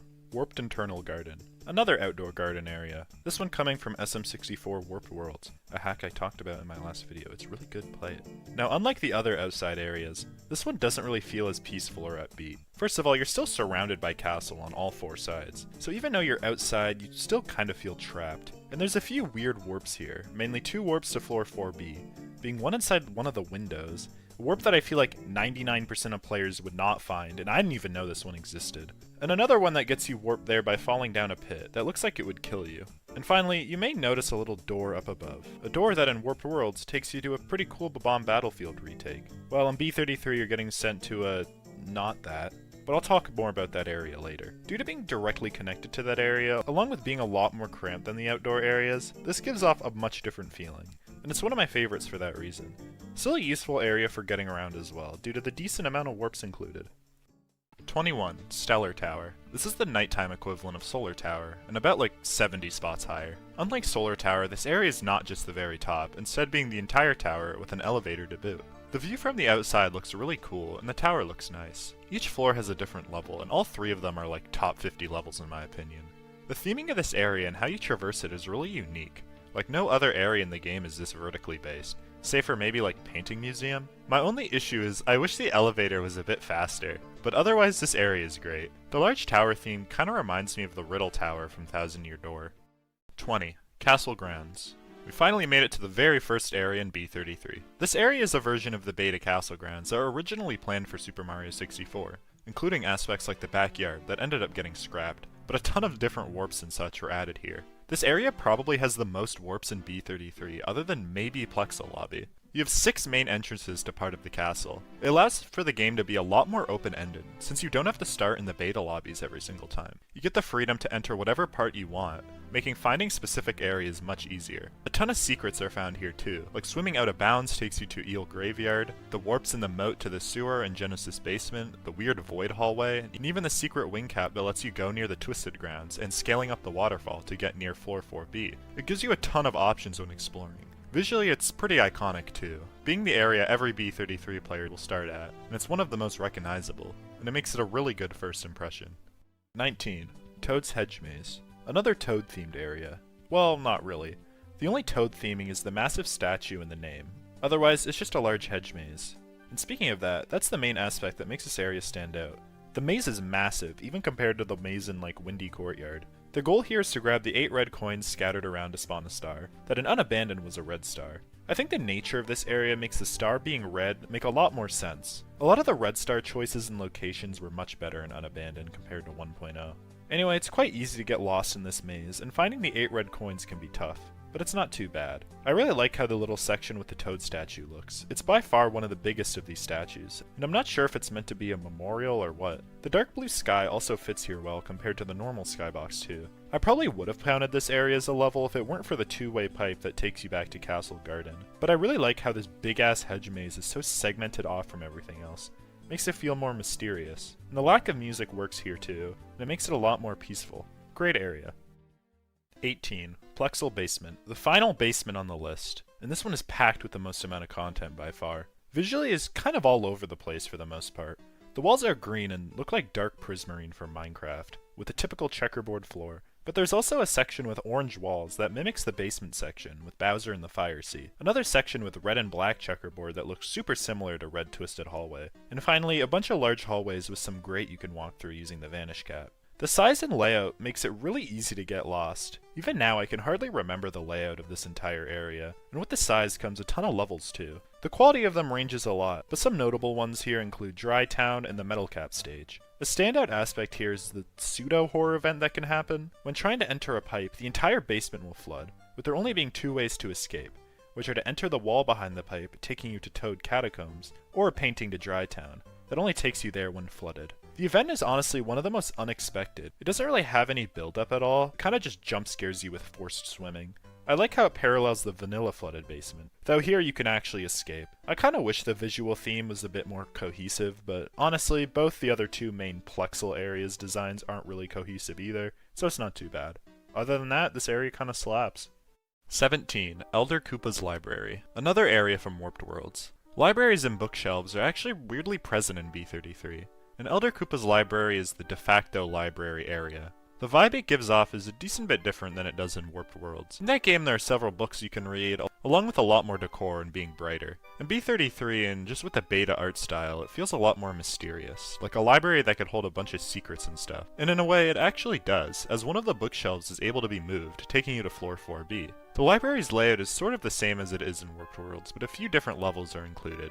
Bedrock Magmas and Spiky Sandland. Pretty solid levels. A faceless toad is also present here, giving you a star. A large library area is a pretty neat concept for a place, and the Elder Koopa is most likely the same one who helped lead Bowser's renovation project in Warped Worlds. Though there's no mention of that character in B33 at all. I wish there were signs/books to read in this area to give it a bit more, but I still really like it as it is. The addition of it being a bit more dark and mysterious gives it its own unique identity in a way, compared to it being a direct port from Warped Worlds. Love this one. 16. 4th Floor Beta. I thought this area's name was Pipe Playrooms for so long, and I'm gonna keep calling it that because it's a way better name than 4th Floor Beta. The Pipe Playrooms has a similar role to the previous area, 3rd Floor Beta, being a hub area that contains primarily beta levels, though the actual layout is way more unique. Being a series of long hallways with multicolored walls with a bunch of pipes all taking you to different levels. The vibe this area gives off is like no other. It by far feels the most like a dream. The rainbow walls and the music that sounds like some weird lullaby, everything about it. Plus this area and the area before it are so segmented from everything else. Once you get here, there's no way out. All the levels here being weird test levels adds to the dreamy vibe too. Levels that seem like they could have existed in some form of beta. This is another area I have bias for. Being one of the first I ever found, and I convinced myself didn't exist because I could never find it again, makes it one of the most memorable for me. The levels here are some of the worst, unfortunately, due to their super simplistic nature, but the actual lobby itself is one of my favorites. It's just so weird. 15. Ruins in the Blood Lake. Definitely the area with the most ominous name. This area is what the title suggests, is the ruins of Peach's castle in a blood lake, though the blood lake part is a bit inaccurate, as the lake is just regular water. The red tint does make it look red from afar, though. Speaking of the red tint, it's super pronounced in this area, causing basically the entire area to be red, most notably the massive Peach paintings that stare down upon you. Now, what this area actually is and represents is unknown, but as I mentioned before in the Haunted Castle Ground section, I think it's meant to be kinda like the bad ending. Entering the pipe here takes you to Haunted Castle Grounds, where you're just stuck there getting taunted by music until you restart in the beta lobbies. The Blood Lake really exemplifies that, showing the entire castle in ruin, and this area parallels the World of Dreams a lot too. Both these areas kind of show the castle in a ruined state, but World of Dreams instead has birds chirping and an overall peaceful vibe. Now this area is debatably one of the coolest looking areas in the game. How everything is composed, the depressing remix of the castle theme, and the red tint I mentioned, it all gives off the feeling that you lost. The only real issues here are, well, it's quite small, and obviously no levels or stars are here either, but it serves its purpose perfectly, and it's a great segue to Haunted Castle Grounds after. I could honestly see this being someone's favorite, or at least like top 5 area. 14. Pluxel Upstairs. Now Pluxel Upstairs is an area that significance can really change depending on what version of B33 you're playing, or if you've encountered any yellow switch shenanigans. In older versions, Pluxel Upstairs was the area you would get sent to every single time you gathered a star in a level you didn't enter via painting. Now that is a ton of stars, so you would get super familiar with this area, but hitting the yellow switch can sometimes bring back this effect in newer versions. Now luckily this area is quite large and diverse, so getting sent here a lot wouldn't get tiring too quickly. The area splits off mainly into 2 ways, either going left or right, while forward only contains a level and a stupid warp to Crimson Courtyard nobody ever uses. Some of the game's oldest and most iconic levels are found here, like Dry Town and Pleasant Falls, but there are a good handful of other levels here too. I played Unabandoned originally, so I always got sent to this area and became quite fond of it. It's pretty basic, but it does its job well. It's unique enough to still be quite good in its own way, but in newer versions this area may seem a lot more generic, as you really don't end up here much unless you go to your way to do so. This area is kinda like Pluxel Hallway. It has a good bit of everything. Good visuals, pretty great levels, and enough pathway diversions to stay fresh. I find myself always coming here as it's a great way to get to specific lobbies, but I could see this area being quite low for a newer player. 13. Outer Strip. This is my favorite outdoor gateway area. I can't really describe why it's my favorite, it's just like a chill-ass place. It's the biggest by a lot, and it stands out in that regard. I don't know, I just like how this area is designed. I think the music really helps it too. It's the same music that's present in Sunny Courtyard. Like I said before, it's so positive. This hub is also one of the most simple to traverse, as the branching paths are very straightforward compared to most others. This ranking's by far the most biased, but I just love the area and the vibe of this area so much. 12. Greenhouse Framework, and 11. Internal Garden. Both of these areas' general theme and vibe are quite similar, and they're directly connected, so I'm ranking them together. Greenhouse Framework is a lot more similar to something like Outer Strip, the positive music along with being another gateway-like area. The greenhouse, though, is a lot more visually distinct and interesting layout-wise. Obviously, this area is meant to be a greenhouse, so plenty of flower patches are included. A few small balcony sections are here, and some toad statues. Perhaps the garden is owned by them. A lot of barred windows sections are present, letting you look out into the void. This area is also one of the few interior areas that's actually impacted by the day-night cycle, as at night the music is a lot more calm and it's a bit darker. Anyways, Internal Garden is very similar, but a lot more boxed in. The music is a lot more chill, and it's a bit darker as well. But there are a few more things included here. Firstly, an actual level being present here, Bomb Tower, and most interestingly, the Luigi painting. At some point you'll find a large glass wall with Luigi on the other side. Grabbing a vanish cap and passing through, you can enter the door that's behind the glass, where you'll enter a weird empty room with nothing but an ominous looking Luigi painting. A painting that was inspired from Breaking the Barrier, though it's framed in a way that's a lot more ominous here, with the darkness covering most of his face. Jumping inside will swap you to Luigi, if you're not playing him previously, and warp you to the Breaking the Barrier area. I really like both of these places. The garden vibe is just really cool, especially when coming right from Basement Maze, how I found these areas. It's a nice contrast, just finding a massive garden hidden in the basement. Some of the best areas, really useful for traversal, and they at least have a level, so there is a reason to come here. Number 10. Bowser's Domain. Another one of B33's largest areas, and the lobby is kind of segmented in a way where I always thought it was 2 separate areas at first. The area is split between 2 sections, the sewer-like maze with tons of cracks in the walls along with a warp to drip-drop depths, in a section that looks a lot like Polygonal Chaos with its somewhat random texture choice. As the lobby's name suggests, this part of the plexus seems to belong to Bowser. The only sort of evidence that this is his domain is his bed you can find placed all the way down a bit, bordering unsettling maze. I'm gonna be real, I don't know what Bowser was thinking having his bedroom down a massive pit. That's like if you set up your bed at the bottom of a well. I don't know, maybe he has a vision. Now this lobby has a lot of cool sections that make it stand out to me. Mainly is the really cool prison area. It's kind of weird how Bowser has two separate prisons, but I guess it kind of makes sense considering how big the plexus is. Prison has a ghostly peach apparition if you come here at night, along with a toad who gives you a star, and where you can find the escape route. I really like the main room and how massive it is. It really reminds me of the scale that an area like Polygonal Chaos has. You can also find a pipe off to the side that takes you to lobby.z64. I'm kind of neglecting the weird maze section. There's not a ton to talk about there. It contains a level, but for the most part I never really find myself going down there intentionally. But it's still pretty decent for traversal. An amazing area, just making it into top 10.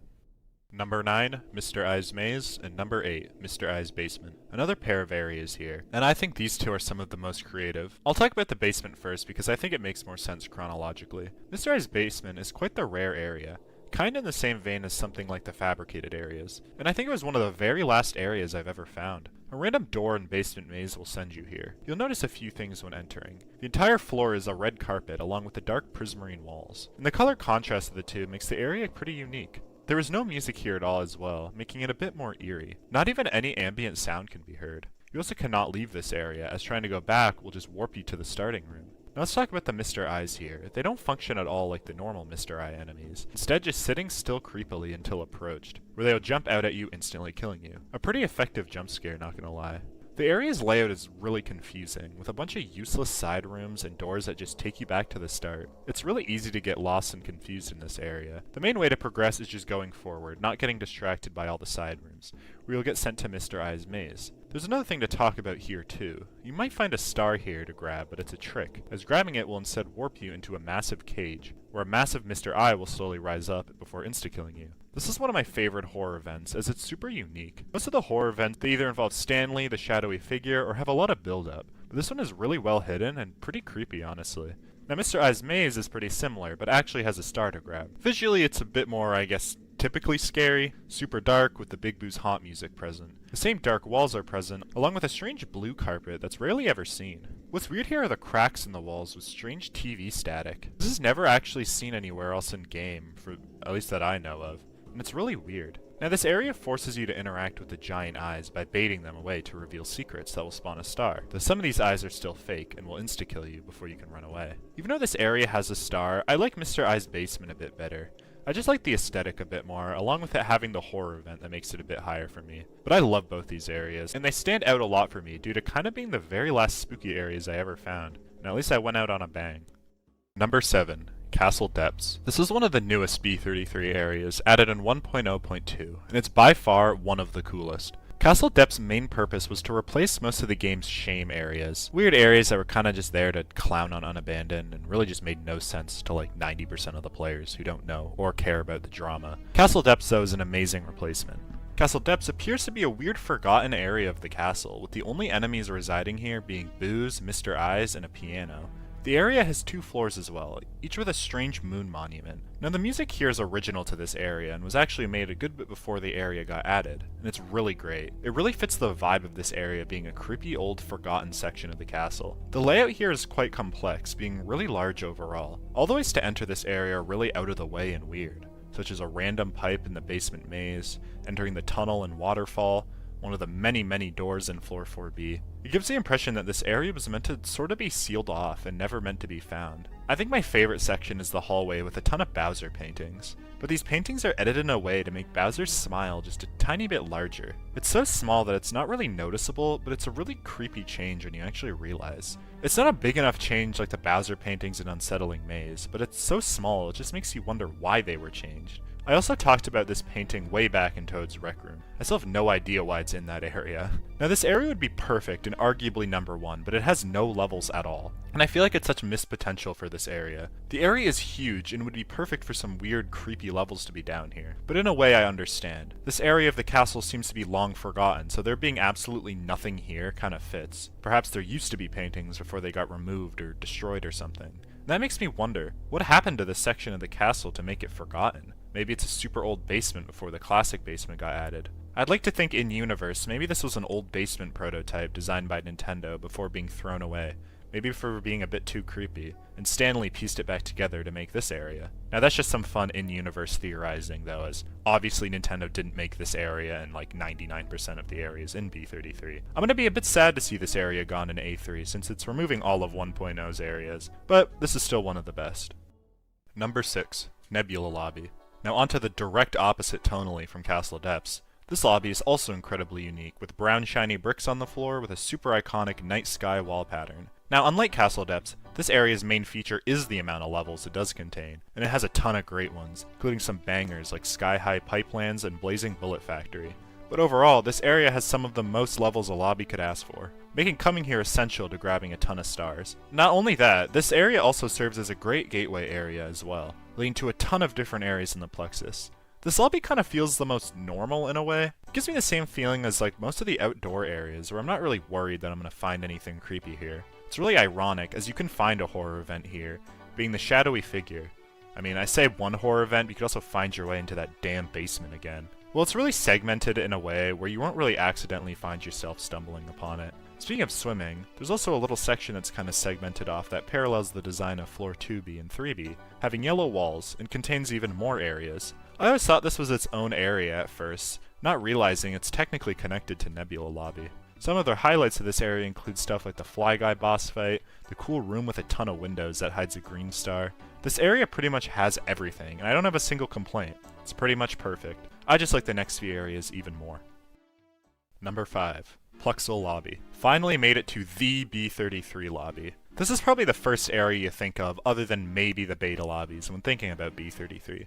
This area is sort of like the lifeblood of the Plexus, containing the most warps to any area in the game, including levels and parts of the castle. You can kinda get everywhere from here. Now this is an area that, again, was actually even more important in older versions like Plexel Upstairs, as dying in any non-painting level would respawn you here. And I think that's less of an issue than in Plexel Upstairs, since this area just has so many warps, you are bound to find your way back, or just find entirely new areas. Even in modern versions, dying anywhere in the castle will send you back here. To be honest, old versions of B33 and newer versions actually play a lot differently. Since in older versions you were constantly getting sent back here in Plexel Upstairs, they were always used as starting points, and you would kind of branch out from each of them. Maybe exploring a few areas, dying, and then trying another branch. But in newer versions, the exploration is a lot more free flow, as you aren't constantly getting sent here. One of my buddies somehow found Unsettling Maze before both Plexel Lobby and Plexel Upstairs. I wasn't able to find Unsettling Maze till I had well over 100 stars. In a way, the older versions kinda kept the exploration feeling way longer.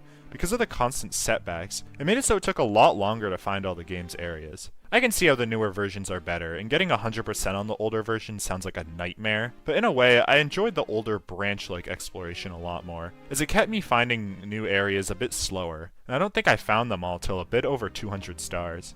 Anyways, I kinda got sidetracked. Back to Plexel Lobby. Its visual identity is most identifiable by the red fog that covers the entire lobby. It makes it super recognizable, so you always kinda know when you're here, along with the blue, white, and orange walls. It's hard to talk about everything here because there are so many warps. The Plexel Lobby is segmented mostly into 2 rooms. The first one being small and spherical, but contains about like a dozen doors, all taking you to who knows where. And the second room that's a lot more open, but still contains a ton of warps. But they're a bit more spread out than the first room. Honestly, you'll probably never find yourself getting to this area by any normal means. You pretty much leave and only return by dying. It's kind of funny in a way. I'll talk about the highlight sections. The massive staircase room that leads to Floating Hotel looks pretty cool. I like the room that preludes the funhouse with the weird piano, and the massive mirror room that has 2 doors that just kill you. These doors are actually pretty useful for getting negative lives. I can't talk about everything because there's just so much here, but I think it's really important for this area to exist. You kinda need an area that players are constantly gonna see and return to be diverse, and Plexel Lobby executes it perfectly. Arguably the most important area in B33.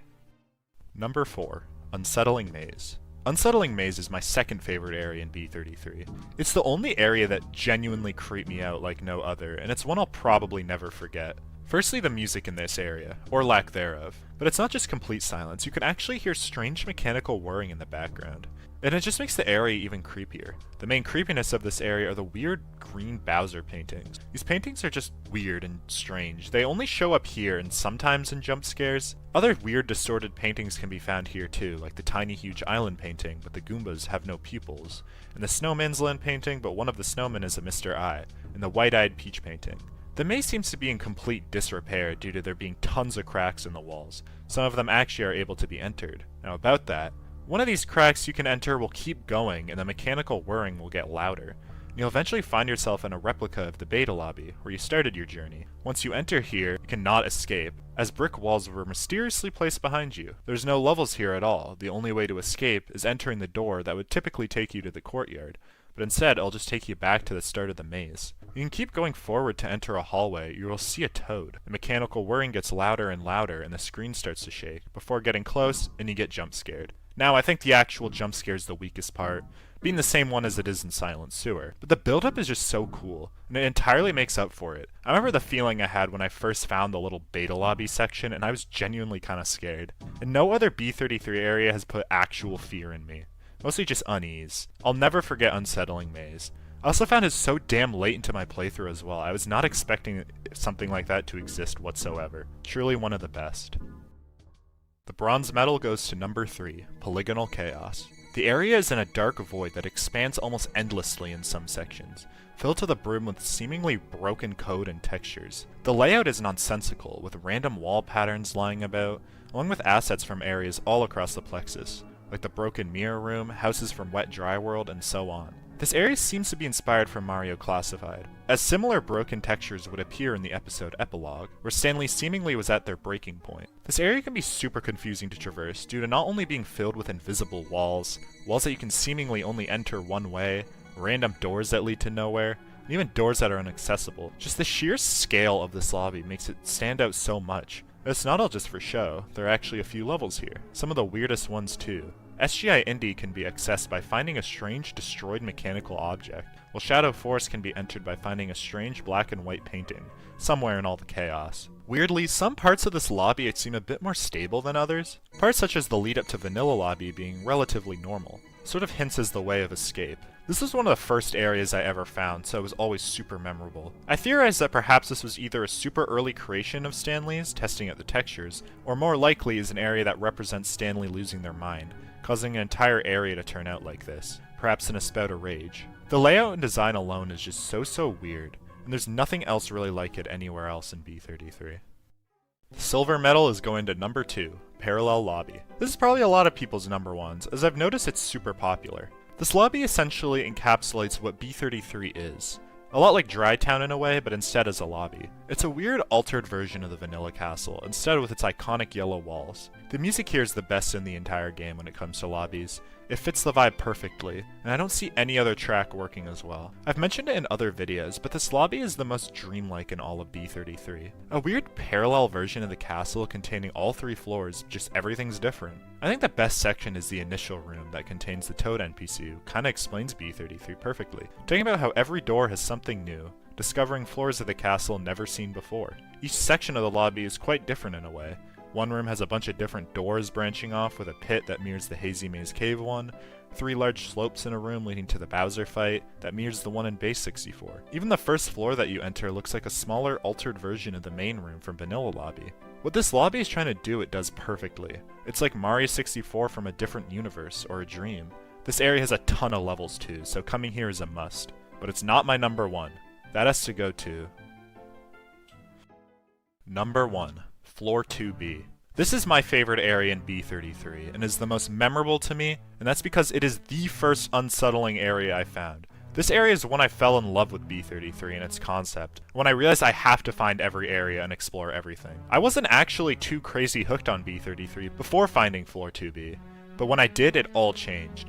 This area is pretty simple in concept. It's a version of the castle's second basement, altered in a way to make it pretty unsettling. It's absolutely massive, a seemingly common theme with all B33's areas, and most notably the slowed down rendition of Peach's castle. It just being slowed down that much just makes it so much creepier. Floor 2B originates from the MIPS Hole wiki, like many areas, but it's one of the most popular and well known for the pretty liminal photo. This area is mostly split into 3 sections. The first is the main room, the same room where the iconic photo was taken.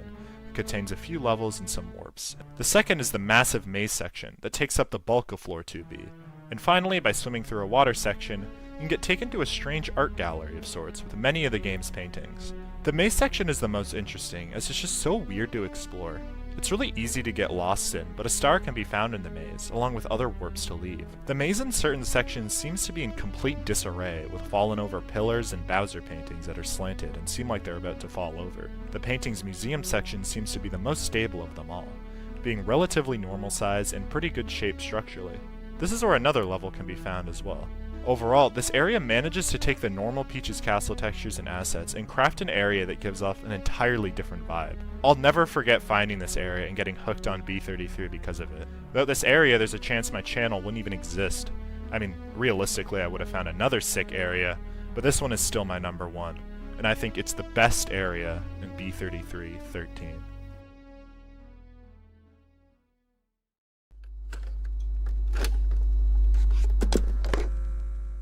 Now, in my previous videos talking about B33, one part of the game I've pretty much neglected is the levels. Mostly what I've talked about is the story and the weird environments, but the levels are such a major part of the game, with over 190 of them.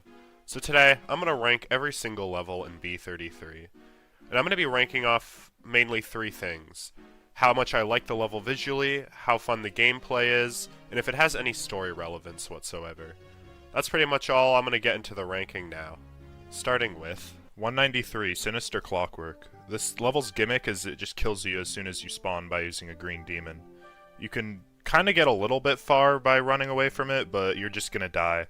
It looks okay, but most players are just going to die as soon as they enter. 192, Hazy Maze Cave Empty. A bit better than Sinister Clockwork due to the fact that you can actually explore a little bit by outrunning the green demon. The level has some cool changes, like the lack of water in the lake and several bombs telling you to leave. Otherwise, same issues of the level before, a lack of a star, and you're most likely just going to die as soon as you enter. 191, Monkey Slide Beta. This level's so low due to having probably the dumbest star in the entire game. For some reason, you have to touch 4 random corners of the main starting room, with literally no indication that, like, the secrets exist, like in Mario 64. What makes actually no sense is that the star used to be at the end of the slide, which makes way more sense until it got changed for no reason. So this level just kind of pisses me off, and it's just visually kind of boring as well. 190, Checkerboard's Fabricated. This area is visually the exact same as the normal checkerboard, unlike the other fabricated levels that are usually much different. I honestly don't know why this level exists, like, at all. Normal checkerboards has some story relevance, along with being in a much better spot. The star is luckily very free to grab. Honestly, didn't even know this area existed until I was getting all 460 stars. Kinda shows how forgettable it is. 189, Yajima Test. This level is based on a GigaLeak map. It's just a black void with some red squares, a Chuckya, and a star, along with a random metal cap, just as useful as the one in Womp's Fortress in the base game. Due to this level actually having some relevance, it's not the worst, but gameplay, probably visually it is. But I guess it fits with the other test levels of its area. 188, Athletic 2. Definitely one of the worst test levels, I think. I think it's visually one of the worst, other than Yajima Test. And the red coin star is kind of annoying. The only notable thing is that there's a really funny hole that kind of just looks like a cannon that just kills you by going into it. Gives you some bonus points, I guess. 187, Collision Test. This level is extremely similar to Yajima Test, also just being a small platform with a single star, though I think it's a lot better visually. The terrain always reminded me of Legos. That's like all there is to say, very boring, but fitting. 186, Piranha's Hidden Pillar. This is the worst boss in B33, since it's just a crappy reskin of the Wiggler. This is shared with some other bosses like the Scuttlebug, but I think it's way worse here. The area where it's found makes like no sense. It's just tucked away in some door in a random level, and the piranha plant hovering around just looks really stupid. Can't really tell where to hit it anyway. I like the area visually quite a bit though, I think it looks kinda cool. 185, Athletic. Very similar in design to Athletic 2, which makes sense. I think the layout is way more interesting, though I think the star is in a pretty dumb spot, just being in some random box on the side. I think the level should have started you at the bottom, and the star be at the top, not the other way around. Not horrible, but forgettable. 184, Brown Stony Steps. I think the levels now are already marginally better, Brownstone Steps is a small trek up a tall mountain-like level until reaching the star. It's definitely the most unique visually so far, not just using the basic test level assets. It's a fun little platforming challenge. Fortunately, it's still very basic, and the lack of a skybox is quite boring. 183, Stone Island Pathway. Extremely basic platforming, but I honestly like it visually. I think the blue sky just complements everything else quite well. Even though the whole level is essentially two 90-degree turns, and I think the small tower where the star is contained looks nice, it's not a bad level. 182, Castle 1. One of the larger test levels. I think the architecture is quite unique, and the whole level changing once you reach the star is cool.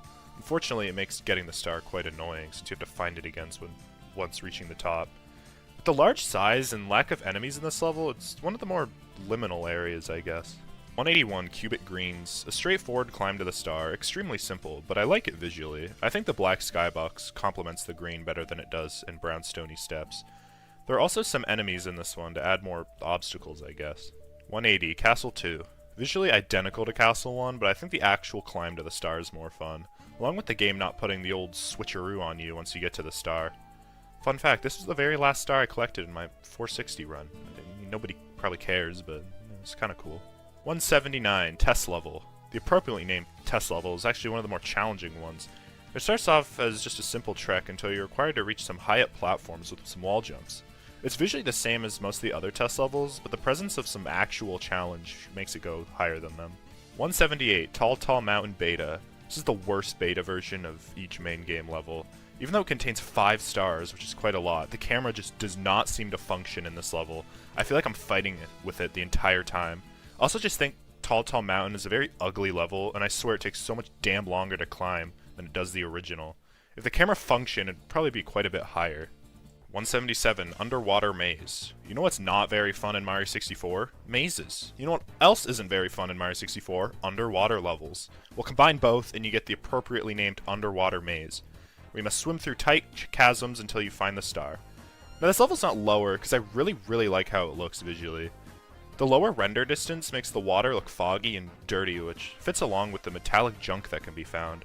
I think the dead eel obstacle that can also be found looks really cool. This level really does feel like some sort of bomb shelter that got flooded. Sadly, the gameplay kind of sucks, so it's pretty low. 176, Minion Base. Honestly, I think this level is quite good for a test level. The name being Minion Base is kind of interesting. Maybe in-universe it's a test for Bowser's Castle-like area, or like a minion outpost. The goal is just to grab the 5 silver stars, and you can find a little structure that looks like a cute little house. Only issue is it's visually lacking, but this test level feels like it had a bit more personality. 175, Peach's Slide Beta. Very similar to the base Peach's Slide, but way simpler. The issue is with how simple Peach's Slide already is, this level is just left to be a red string above the void. I honestly think this level's location is weird. Like, shouldn't it be in Vanilla Lobby with all the other base game beta levels, but for some reason they just stuck it in floor 4B. I do like how you enter it via a large Peach portrait, though. I think that's kind of cool. Okay, now onto a long series of Bowser fights. 174, Bowser in the Dark World, December 95. An extremely simplified version of the base SM64 Bowser fight. The best part about it is the funny squeak sounds he makes when you throw him, and once he's gone. 173, Bowser in the Dark World, Shinosaki. Exact same thing, but you get a red star, and the skybox looks nice. 172, Bowser in the Fire Sea. Great music and great skybox. Guess I go a bit higher because of that. 171, Bowser in the Checkered Madness. Visually one of the best, mechanically one of the worst. You literally just avoid him by entering the door behind him and breaking a crate that contains the red star. Though this is very unique, so it gets brownie points. 170, Bowser in the Sub. Great music along with interesting visuals being inside the sub. Pretty cool concept, so it goes higher. 169, Bowser in the Airship Cabin. Very unique spot for a Bowser fight, and I like how the area looks. 168, Bowser in the Bully Battlefield. Best of the basic Bowser fights due to the presence of actual challenge. The bullies make it so you have to strategize and either kill him or lure Bowser away. The idea of it being in a volcano is really cool too, still low due to the Bowser fights being pretty underwhelming for the most part. 167, Fire Fortress. I think this level is sort of a mess visually. A weird volcano with a bunch of flying geometry around it. The goal is to get the 5 silver stars, but I could not for the life of me figure out how to get on the highest floating platform. Until I figured out you need to stand on some random corner to teleport up there. Probably my bad. But the level is still not amazing. Higher up than a lot of the other ones due to at least being unique visually. 165, Fire Bubble B-Roll. Onto one of the very first levels you'll find. It's simply the beta version of Lethal Lava Land. fortunately making it really simple and easy, but it's decently fun. So you also most likely find the motos for the first time. Cool stuff. Fire Bubble Shinosaki. You know, I was debating putting these Shinosaki versions of levels at the bottom due to being one-for-one reskins of the B-roll levels, but that felt kind of lame, so they'll just go side by side with the B-roll versions. Anyways, the only real difference here is that the volcano allows you to enter it and get to a sub-level instead of just burning you. So it gets to go a little bit higher. 163, Frosty Flowering Peak. This level's concept is cool with how it switches between snow and grass, but the level feels really empty. I think it's worse of the Cool Mountain-like levels. Visually it's okay, and I think the switching mechanic being relatively unique is cool, but another level does it much better. 162, Cabin Snow Slide, a simplified version of the Cool Mountain slide, though its star can be quite annoying to find. It's higher than Peach's slide due to the Cool Mountain one being more fun and challenging to slide down, and I think the snow particles in the final room look really good. 161, Snow Slider B-Roll, the game's very first level, sort of. Well, what most people probably play as their first level. Being the beta version of Cool Mountain, it's really simple, but visually nice. I think the size is very large for how few stars it has. The slide is also fun to go down, but it's not necessary, as it just takes you to the bottom. Not a bad level. Snow Slider Shinosaki. Literally the same level, but the slide warps were changed a bit. 159, Test Course. Another test level, but this one's quite a bit better than the rest. Firstly, the level is from the Mario Classified series, so it actually has some story relevance, as this level was made back when Mario 64 was going to be a lot more like the traditional 2D Mario games. That being the reason this level is so straightforward, and it's just a climb to a goalpost. Even though the platforming is simple, it's quite fun. Visually, this level looks like what a 3D 1-1 might be. 158, Wing Mario over the Floating Islands. This level is reminiscent of Wing Mario over the Rainbow from the original, but I think this level has some issues. Mostly with how slow the wing cat flying is, it makes it take really long to gather all 8 red coins. As well as the red coins themselves being really spread apart and sometimes hard to find. Though I love how this level looks visually, I just think the gameplay kinda sucks a little bit. 157, Checkerboard. Much higher than the fabricated version for actually making sense. I think the entrance to this level is really well hidden. This level used to play a much larger role in the older B33 versions, when many areas warped you here for a star due to all the star IDs being broken. Anyways, I really like how this level looks, and the kind of creepy music adds to it. 156, Scuttlebug Nest. This area contains the giant Scuttlebug boss. Now, even though it's just a Wiggler reskin, at least it makes a lot more sense visually, and it gives a red star too. This area is also very nice visually as well, compared to the Piranha Plant's hidden pillar, so it gets to go up a bit higher. 155, Inside the Sunken Ship. This level is like hardly a level, but it follows the guidelines so it counts. It's just a jump up a couple platforms, but I really like how the inside of the ship looks.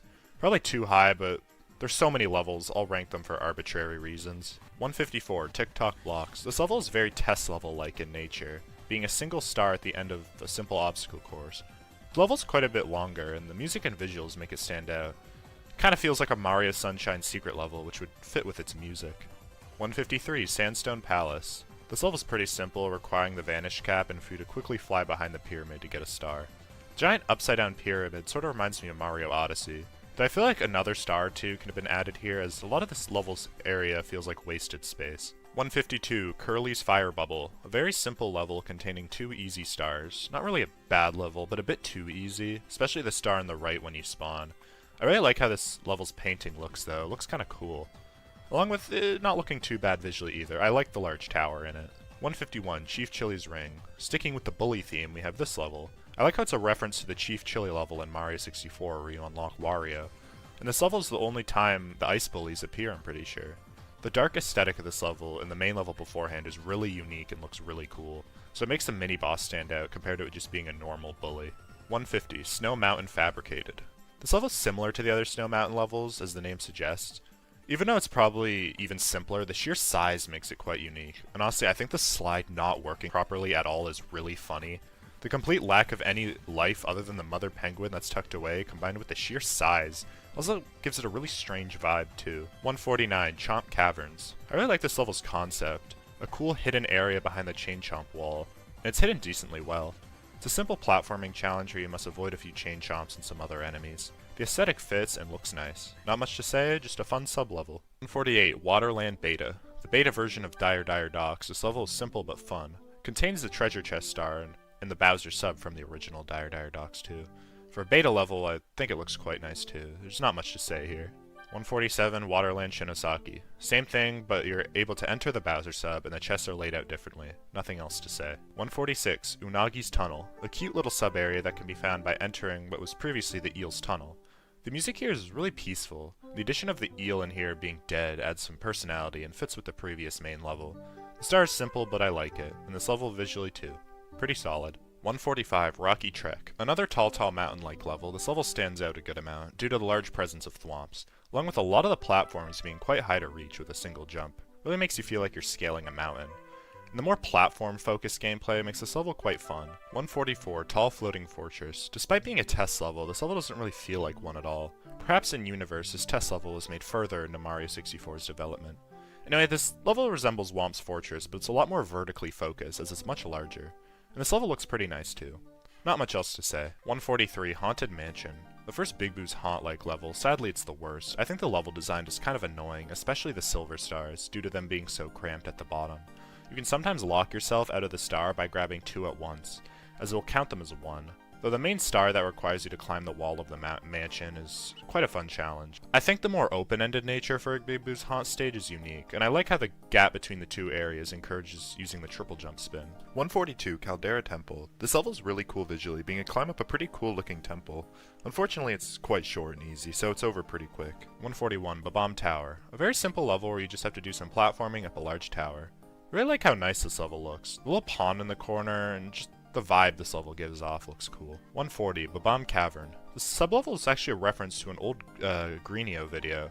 This area is a large cavern with a simple design, just having you do a few jumps until the end. What stands out is what appears to be the yellow switch, a pretty major plot point in B33 and Mario Classified. But one approach, a star spawns and it just gets pressed down and a weird fake out happens.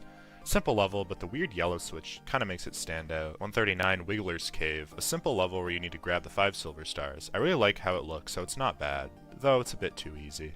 138, Melting Magma Mound. The first volcano-like level. This level has you scale the sides of a volcano until reaching the top. The camera can be quite finicky here, but the variety of enemies here makes it quite unique and challenging to climb. A solid level. 137, Mountain B-Roll. The beta version of Whomp's Fortress. A simple but fun level. The star that's behind the breakable wall stands out for being quite hard to find. Otherwise, it's okay. 136, Mountain Shinosaki. Exact same level, but you can find the owl. Whoa, so different. 135, Spiky Sandland. This level's like a small bite-sized version of Shifting Sandland. It only has a single star by gathering the 5 silver stars. This level's cute looking, so it gets points. 134, Irock's Tomb. I really like how this level looks, especially the entrance hallway section. I feel like it does a way better job than the regular layer in Mario 64. It doesn't go much higher due to the boss just being reused from the original. 133, Sky High Pathway. This level is a simple platforming challenge before you get to the wing cap. It's quite easy and simple, but fun. I really like this level's music and design. Pretty basic, but enjoyable. 132, Blarg's Lava Realm. This level is quite fun. I enjoy the star where you have to ride up the lava slide and avoid the Blargs. I also really enjoy like how dark this level is, visually that is. It looks really cool. The other Silver Star mission is a bit too easy though. 131, Snow Tower, the worst of the Star Road levels, because while the rest are relatively unique, this is just another cool mountain level, and it doesn't really stand apart from the other ones that well. Luckily there are a good amount of stars to grab here. The one where you have to ground pound the ice is kinda cool, but visually it's pretty much the exact same as the other cool mountains. 130, Inside Bowser's Sub. This level's definitely really cool visually, one of the most unique in that aspect, taking place inside the sub. But the main issue of this level is with the camera. The trek upwards to hit the switch is really annoying due to how clunky the camera is. If it wasn't for that, this level would probably be really high. But it's still pretty cool. 129, Blarg's Fiery Fortress. It's a pretty good level, requiring you to do some wall jumps and avoid a few fire bars and bullies to grab a star. I think this level's aesthetic is pretty unique, and I enjoy pure platforming levels a lot. For a sub-level, it's pretty good. 128, Jolly Roger Lagoon. A peaceful level where you swim around to gather 8 red coins. The really chill Jolly Roger Bay remix, along with how serene the visuals look, make it a level I enjoy. Only held back by the lackluster gameplay. The metal cap switch can also be found here during Act 1, so that's kinda cool I guess. 127, Whomp's Prison. This is a pretty cool sub-level. I like how the prison looks a lot. This also kinda contains a sub-level inside a sub-level, which is pretty unique. Good level, carried by its unique visuals. 126, Dream Tower. Along with the last few levels, this is another level that is also sort of carried by its visuals. The Bowser in the skybox is really unique and a cool visual for this, and it makes it stand out. This level is honestly just a better version of a bomb tower, since it has a similar layout, but just with an added Silver Star mission in the skybox I talked about. 125, Sunken Ghost Ship. I feel like this is honestly one of the much rarer levels in B33. I was unaware of its existence until going for 100%, as it requires you to raise the ship with the metal cap and then enter it. But anyways, I really like how this level looks. I think it does the inside of the ship idea way better than the other sunken ship level. I really like how the interior swings back and forth like the actual ship. Due to the star being really easy and not having much gameplay wise, it can't go much higher. 124, Tick-Tock Slide. Slide levels are always fun. This one's probably the hardest, due to the presence of several heave-hos, motos, and amps being present on the slide. There's not much to talk about other than slide levels are fun.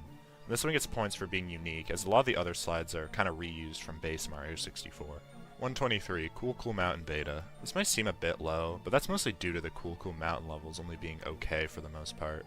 Being a beta level, it's by far the least similar to its base game counterpart. It's scaled up quite a lot, and that seems to be a common theme with these levels. The stars here are also pretty simple to get, and are similar to the ones in Snow Slider beta. I like how foggy this level is too, it makes you feel like you're in a blizzard. 122, Shifted Sandland. Pretty basic level where you just gotta scale the pyramid. I like the large amount of enemy variety though, like the Angry Sun, Grasshoppers, Chuckias, etc. It makes the level feel quite alive. Though I think the star here is kinda stupid, where you could've just punched some random crate. It feels a bit lazy. I feel like it could have just been placed at the top of the pyramid or something. Otherwise, it's a pretty good level. 121, Endings. Probably a bit high, but for being the final level, it gets to go here. It's like a cooler version of checkerboards. Not much else to say other than you get your final star here. 120, Scorched Tar Land. Almost the exact same as Fire Bubble B-Roll, but the lava is instead tar. Though the way that you find this level is actually really cool and unique. And the tar being different to the lava makes it stand out. It makes it look just way cooler as a level. It's also a bit better than Fire Bubble due to the addition of a red coin star too. 119, Dream Battlefield. A similar aesthetic to Dream Tower, this level ranks pretty close to it, but it's a bit higher due to being a bit more interesting, along with containing a little boss fight. The Wet Dry World skybox here looks cool, though less cool than the Bowser in the Sky skybox that was in Dream Tower. 118, Piranha Plant Igloo. A really unique level that mirrors the original Igloo from Mario 64.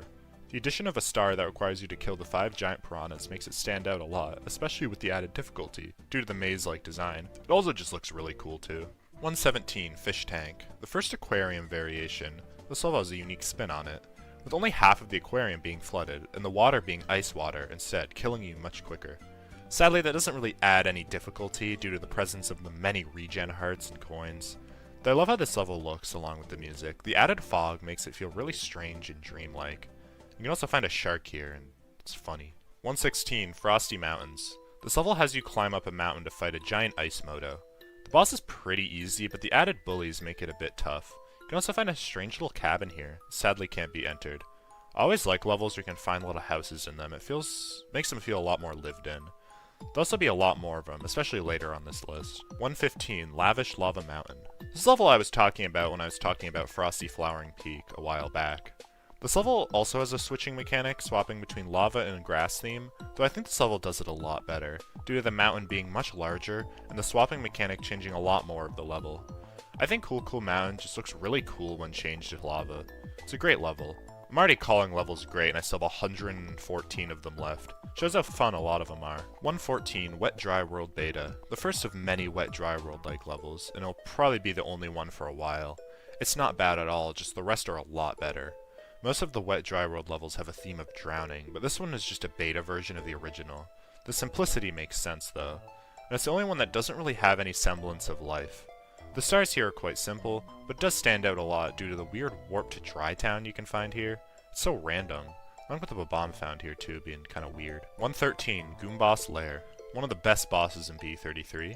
Goomboss is similar to the fight in 64DS, but changed due to the lack of Yoshi. Instead you have to kick the Goombas into him. The aiming can actually be quite difficult, but it's not too hard and pretty fun. The background also looks really cool. I love the tree stumps in the fog. 112, Womp's Fortress Beta. This level is probably the most similar to its base game counterpart visually, though the main difference is the interior section of the fortress and the little moat with giant Shy Guys for some reason. The stars are pretty basic though. The 8 red coins one is fun. Sadly, the visuals are kinda okay. They're very similar to the original. 111, Wing Cap and the Rainbow Highway. This level's really simple, but riding the Koopa shell is just fun, and having a little rainbow coast for it is cool too. The little jumps at the end can be quite hard. Worse than the other wing cap stage due to it not really utilizing the wing cap at all, and being worse visually. Still quite a fun stage. 110, Battle Fort. Another level from DS, simple but really fun. I don't know, I just really like this DS level, or any level taken from any other Mario game. The 2 stars are easy but fun to get. Not much else to say. 109, King Whomp's Battle Arena. Speaking of, we got this level, being a direct Galaxy reference, which is really cool. I like the addition of the black holes. It makes no sense in universe due to Galaxy coming out way later than 64, but if you ignore that, it's cool. King Whomp Battle is really easy, but this level is carried by the reference, and the upside down Whomp's Fortress just looks really cool too. 108, Desert Maze. I love how visually unique this is from the other sand levels, being much more mountainous and using darker oranges compared to the bright yellows of shifting sandland. I like how the spawn sort of parallels Hazy Maze Cave too. The stars here are quite good as well. Great level. 107, Big Boo's Haunt Beta. A simplified version of Big Boo's Haunt. This level is actually the most alike to the base Big Boo's Haunt, probably. I really like these kind of levels though, so it goes quite high. The lower section under the cabin is also quite good and unique. 106, Big Boo's Haunt Vanilla. Okay, side tangent, this level's name actually makes no sense. It's the only level in the game to be tagged as Vanilla, but it's like not Vanilla. It's different from the base game Big Boo's. So why did they not just name this one Beta Big Boo's Haunt and remove the other one? It's so weird. This naming scheme is never used again. Anyways, the actual level is sort of just an upgraded version of the last one with more detail. I like how you're required to gather the 5 keys in the bookshelf star instead of cheesing it like you do in the original. 105, Secret of the Plexus. This is actually one of the harder levels in the game, mostly at the start. The initial 4 jumps across the fast platforms are really hard, and require good uses of log jumps. Afterwards though, it's quite easy. I like the sunshine reference a lot, and the name is also quite funny. Yeah, Secret of the Plexus, there sure are a lot of those in this game, huh?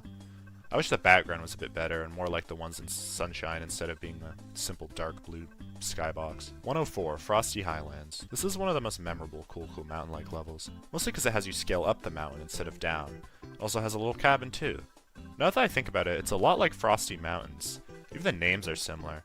This level's a bit better due to the presence of more stars and even a green star. And the trek up is a bit more challenging, even with the lack of a mini-boss. 103, Snow Ravine. I like this level's concept and design. It's quite unique. This is another level where the camera can make it kind of annoying. Also, the star you have to shoot the cannon to the ice block is very finicky, as where you actually have to shoot is weird. The design alone makes it go quite high. It's really unique. 102, Minion Prison. This level's really weird, but also unique. Get here after beating Bowser in the Fire Sea, and it contains 5 tiny Goombas that each hold a secret. These guys have no dialogue as well. You find a weird empty gray room as well. This level's like really weird and seems to have no place of origin. But the star is not super fun to get, so it doesn't go much higher. And the design is pretty basic. It's basically just this high because how fucking weird it is. 101, Tall Mountain. This level's name's just kind of funny. The level itself is quite good. I like how you can kind of go inside the mountain too instead of just running around it. Makes it stand out. And the stars here are solid enough. Good level. On to the top 100, we have Tower of the Wingcap Beta. I think this is the superior Wingcap level due to it actually using the Wingcap to get the star. I like how there's also a bit of a challenge hitting the Wingcap switch too. Good, but the worst of the cap levels, as the others stand out a lot more. 99, Ultramarine Stronghold. This level's pretty basic, but I like how the sections look. The purple and red walls make it stand out. It's just a bit of a swimming until you do a few wall jumps, but I like the vibe it gives off.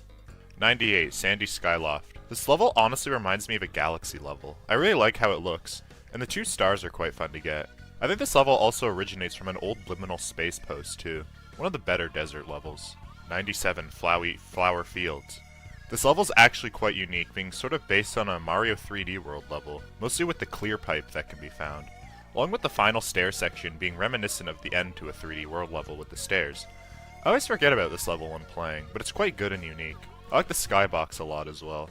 96, Ice Cold Warzone. I like what this level represents story-wise, as it takes place during the Bob-omb War saga. This level shows the Bob-ombs at total war with enemies everywhere and the battlefield being covered in snow. The level's not super special, just being a climb up the mountain, but the constant water bubbles and enemies everywhere can make it quite difficult. 95, Click Clock Climb. A challenging climb up an altered version of Tick-Tock Clock. This level has a really weird and cool unique mechanic where you can randomly be upwarped in the level. This is a reference to the supposed cosmic rays that made this happen in a real Mario 64 speedrun.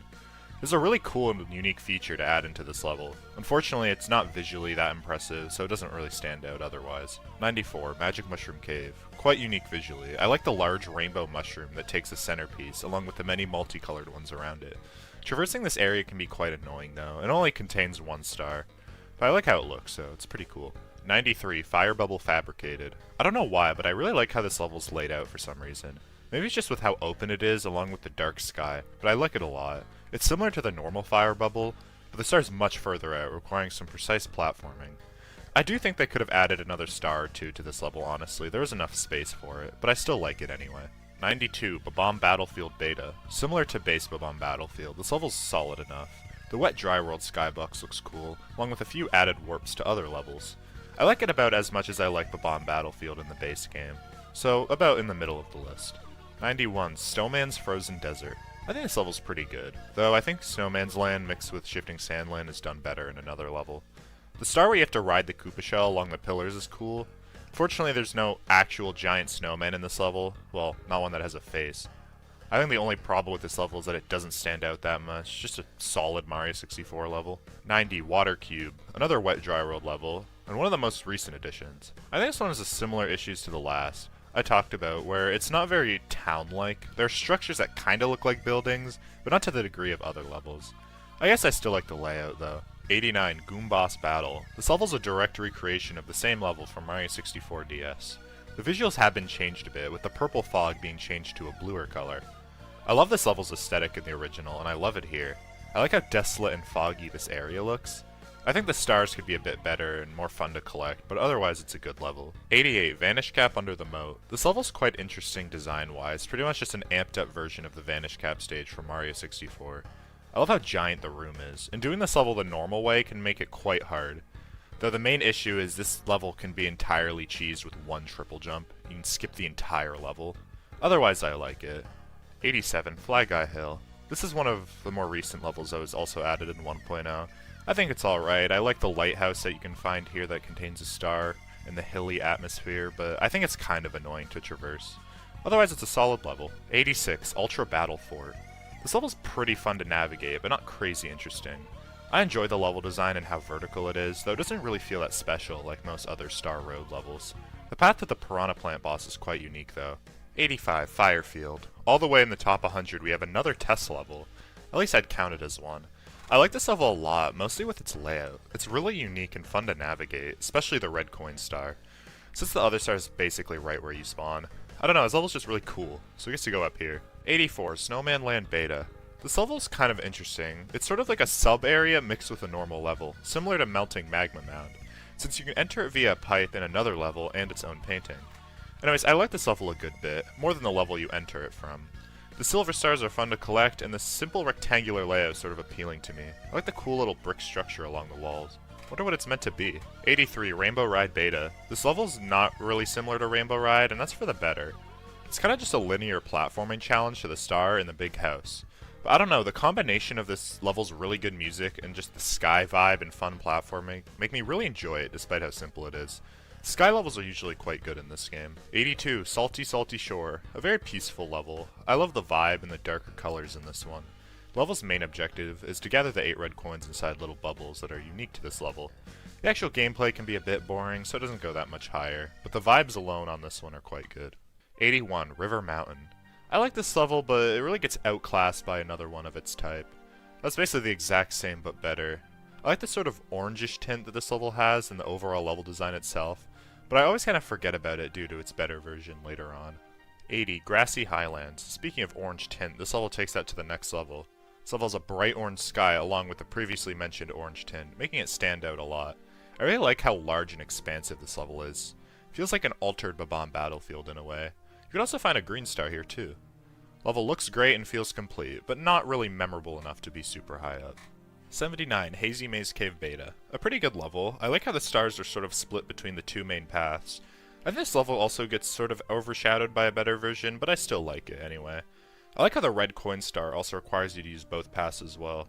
It doesn't really stand out much visually though. 78, Eternal Fort Beta. One of the final-ish levels, and it's definitely the worst. Sort of just being a half-baked version of the actual Eternal Fort level.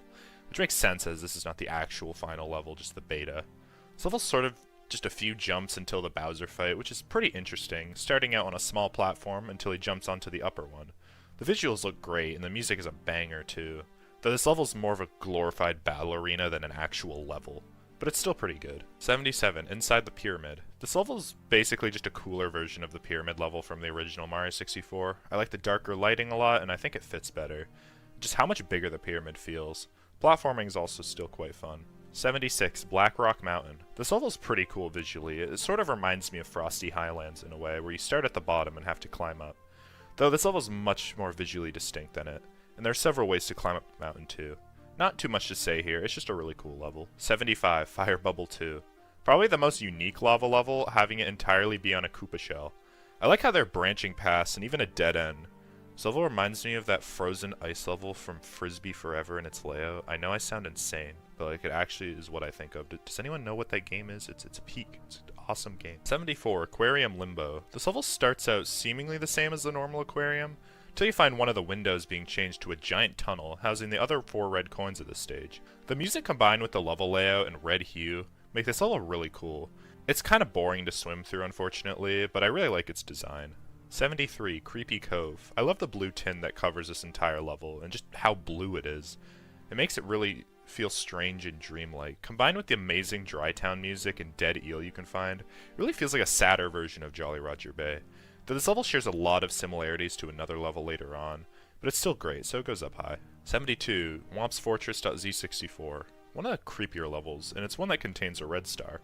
The level starts out as a dark version of Mountain B-Roll until you reach the top, where it turns into an even darker version of Whomp's Fortress. This level's really unique, being a race to the top of the fortress where you can gather your star.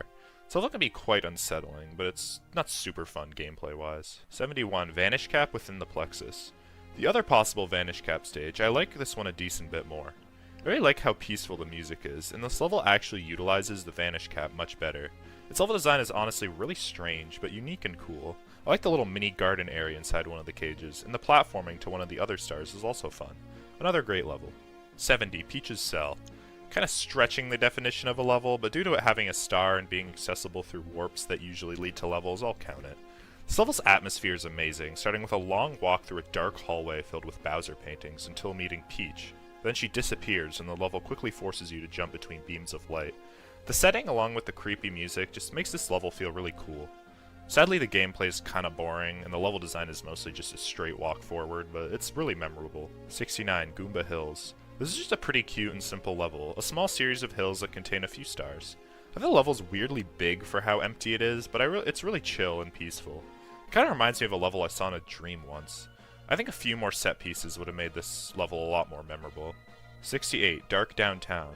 It's quite an interesting level. It seems to be sort of a hiding place for the Bob-ombs before the Bob-omb War.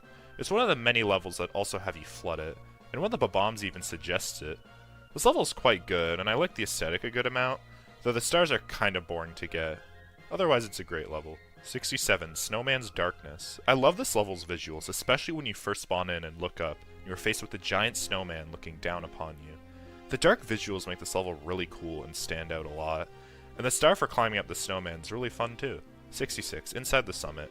Having the inside of a bomb battlefield's mountain be its own level is a really cool concept. There's quite a few stars here, along with a relatively major NPC being found here too, Prince Bob-omb. Another level mostly carried by its visuals, but the climb up the mountain is also pretty fun. 65, Toxic Ruins. I love how visually distinct this level is, with the purple theming and poison. It really makes this level stand out. It also has a really funny painting. I think the stars are not super interesting to get, and the red coin one mainly can be kind of annoying, but it's still really good and stands out a lot. 64, Chroma Tundra Beta. This level is one that's actually taken from Mario Classified, and it's pretty cool. It's a clone of Shifting Sandland, but in snow, and the pyramid being a giant tower instead. Though it does have a warp, I'm not counting it as its own sub-level since it doesn't have a star, and just another warp taking you to the top of the level. I think for how large this level is, there should have been another star in the snow section, but this level's great anyways. 63, Blazing Bully Base. The best Lethal Lava Land level. I love the sheer size of everything here, especially the volcano. There are quite a few stars here. I like the one at the start that acts like bait until switching to the really cool dark blue section of this level. I love this color scheme a lot. I just wish this section had another star or two to equal the star count in the normal lava section. A really cool level though. 62, Whomp's Kingdom. The best Whomp's Fortress level, and by far the one packed with the most content. It really feels like a reimagining of Whomp's Fortress, with a lot of mini fortresses and stuff lining the edges. I like the little platform that references Mario Galaxy 2 as well. Not much to say, it's just the best and most lively Whomp's Fortress level. 61 Sombrero Land, the last beta level, and this one's so high because it's just really funny. It's a weird canyon with nothing but bombs and some trees, and you can find an NPC named Sombrero Man who just spouts off beta dialogue and gives you a star. This level's actually just some shit you'd find in a fever dream. 60 Carry Boy Farmland, an interesting level with unique music and a fun design. This level's pretty simple, but I like the unique mole NPC that's found here. Nothing really wrong with this level, it's just all around solid. 59 Piranha Plant Garden. I like this level's giant gold piranha plant statue a lot, it looks really cool. And the design itself is also really fun. The pink sky is quite unique and makes the level stand out too. It's another grassy hill-like level, but the piranha plant iconography allows it to be unique. Kinda reminds me of Pleasant Falls. 58 Big Boo's Fortress, a fun ghost house level with pretty funky music.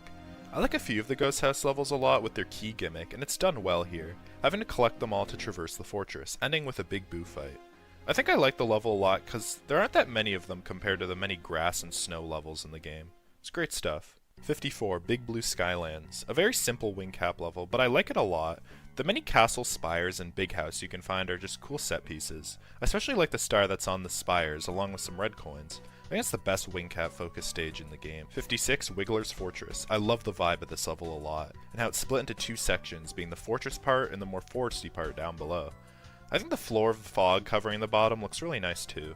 This level has an amazing track playing as well, and the Wiggler boss fight is a fun one to fight, even if it can be a bit weird. 55 Lethal Cavern. The better of the two metal cap stages, this is one that's based off Mario Classified as well. It is much different from the one in Mario 64, using the cool looking blue lava from earlier. I think it uses the metal cap quite well for one of the stars. I just love how this level looks, along with the other path you can find here being interesting too. 54 Rusty Swampland, a very unique level in theming, taking place in a swamp with several platforms and tree trunks to navigate. This level's pretty cool and unique visually, but I find it to be kind of annoying to actually navigate. Falling down once is usually an instant death due to the swamp water at the bottom, but careful use of the triple jump spin makes it not too bad. I just really like how this level looks, so it's pretty high up. 53 Babam Grassy Field. This level is just really nice looking and fun. I like the giant tree you can find here that has a star, along with the other set pieces like the mountain itself and the small little river that goes along the level. It's like a peaceful version of Babam Battlefield. And I just think how the level's laid out is really neat. I like the star where you have to climb the 5 regular trees scattered across the level too. 52 Sunken Castle. A really cool level. I love how everything looks here, like the cool stained glass windows and chains that can be found underwater. There's only one star here requiring use of the vanish cap, but it's really good. I think another star and a bigger layout could have easily made this level like top 30. 51 Randomized Realm. Probably the most unique level in the game, just being a ton of the game's assets thrown together to make a level. You mainly can traverse this level using the wing cap, and the 2 stars here are quite fun. I really like the Babam you can find on top of one of the towers that just crashes your game. This area seems to be the AI kinda losing its mind in a way, with all the random stuff thrown around. I think the level can be quite slow due to having use of the wing cap to get around everywhere, but it's pretty good otherwise. On to the top 50 we have No Man's Land. This level really stands out due to the creepy snowman that's found here. It's an altered version of the original, but with a large smile added on. Makes this level feel kinda unsettling in a way, especially since it looks down upon you the entire level. This is another snow level that also contains a small little cabin that can't be entered. Wonder who lived here. Anyway, there are a few stars here and a little mini-boss too. The weird snowman is what really makes it stand out though. 49. Chomp's Cloudy Isles. Firstly, this level's painting is just really funny. I like the goofy looking chain chomp. The actual level is just really nice looking. It's hard to describe, but I always like these sort of peaceful grassland levels. They make me feel really at ease. Anyways, this level is just quite fun. I like the little rainbow platforms that you run across, and the 8 red coin stars really fun to get. This level feels like it could have been a rainbow ride replacement, if it was a lot larger. I like the mix of sky and grass as a level idea too. It's really great. 48 Corrupted Challenge, the last Star Road level, and this is probably one of the most unique levels in the game. It takes on the form of polygonal chaos, and a 1-up chases you throughout the entirety of the level that kills you if it touches you.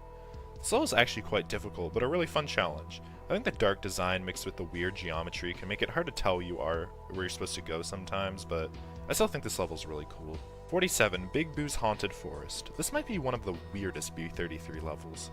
You can enter it from 2 different paintings that will each spawn you in a different section. Along with this might be one of the largest levels too. It's a mix of Peach's slide and the interior of Big Boo's haunt section, along with the actual forest. There's a lot of stuff in this level, but it feels kind of unfinished, since you can kind of just see a lot of the other parts of the level by looking up. It's kind of weird. I like the massive gold Bowser statue you can find here, and the visuals are pretty cool looking. I like the blue carpet mixed with the red fog a lot. It's just a nice color scheme. It's quite an interesting level, I guess. 46, Jolly Roger Bay Beta. One of the best beta levels, and it actually feels like a full-fledged level. There's a lot of content here, and a lot of sub-levels too. Some that I already mentioned. This level's really similar to Creepy Cove, but better, and I think the music is worse. But I like how this level looks. The deep blues and fog that cover the entire level look really cool. I especially love the cavern section too, with how open and empty it feels. The ghost ship they can find here is also really awesome. It's a great level. 45, Cave City. I frequently forget about this level, even though it's really unique. It's like a mix of Hazy Maze Cave and the city elements of Wet Dry World.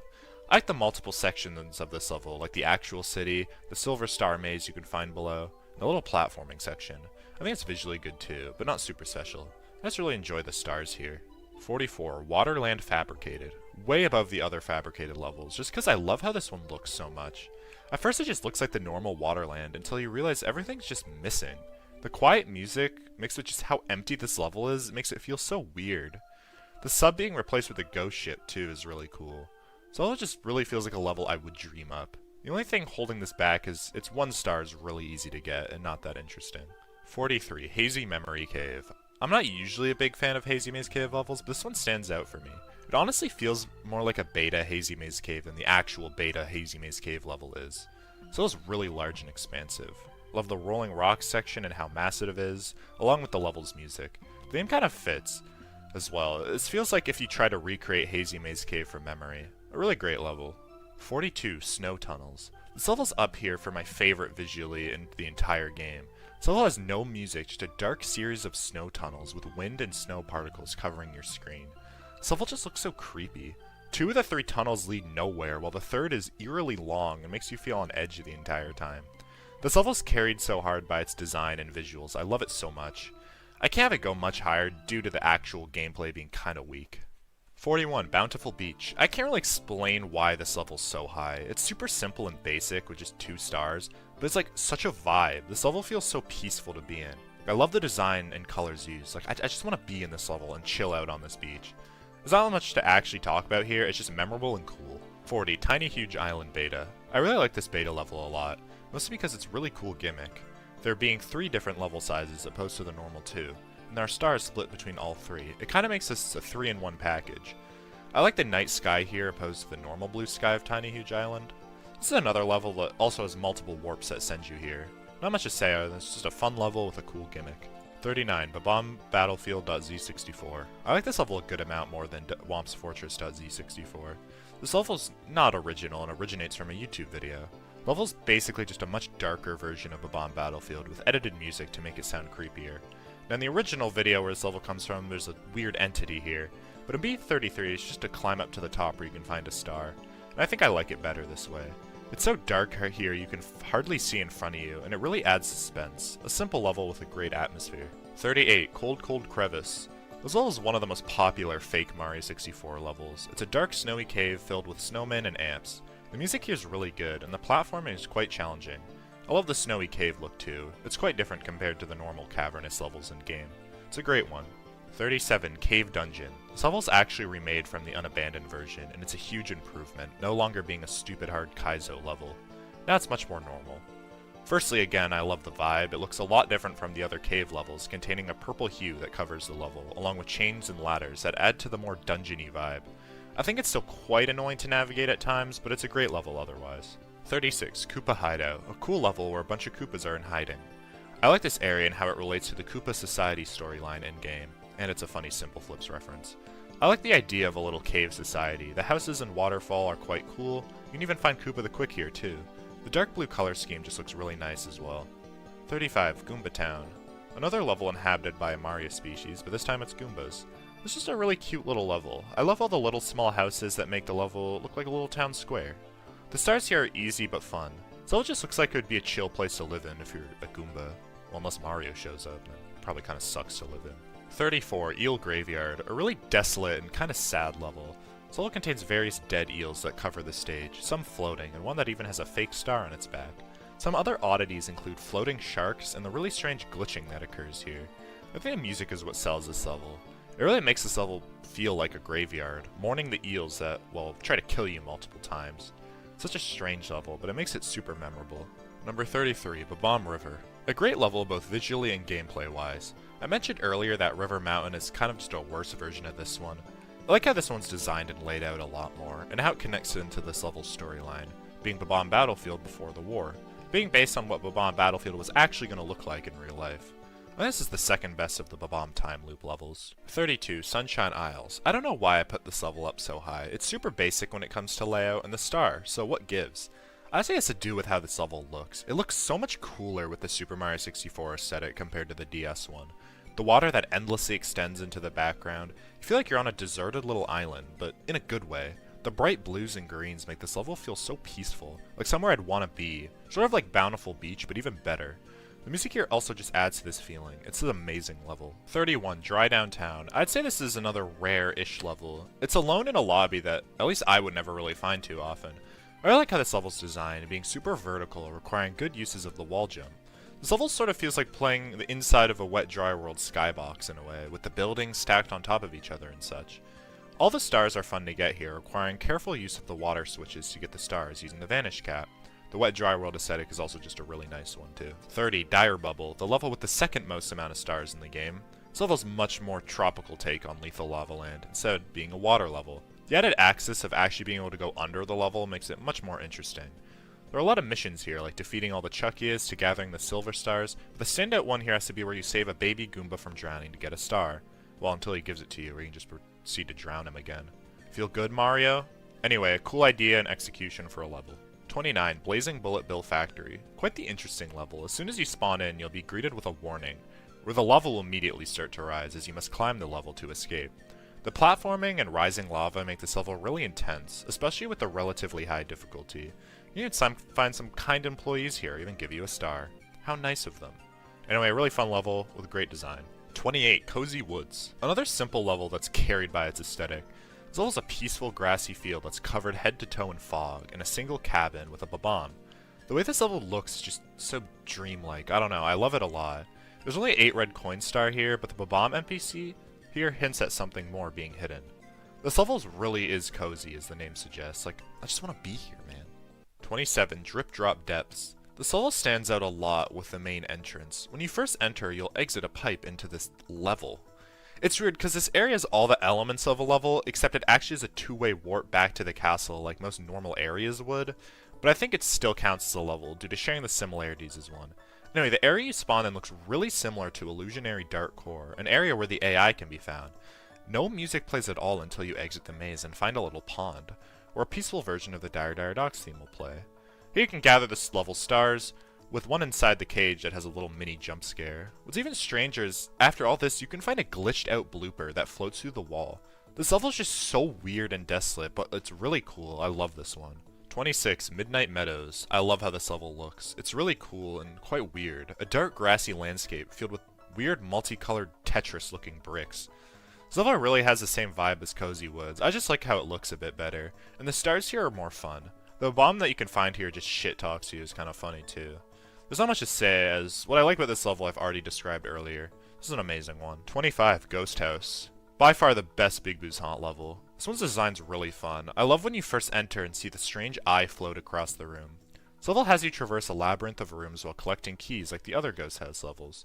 This one has a lot of elements that stick out, like the eyes that quickly look around and insta-kill you, and the cool hidden hallways under the carpets. It feels like a maze in a way. Combined with the funky music makes this one really stand out. 24, Pleasant Falls. Just a very pleasant level overall. This level is really fun to play. It's one of the game's oldest levels too.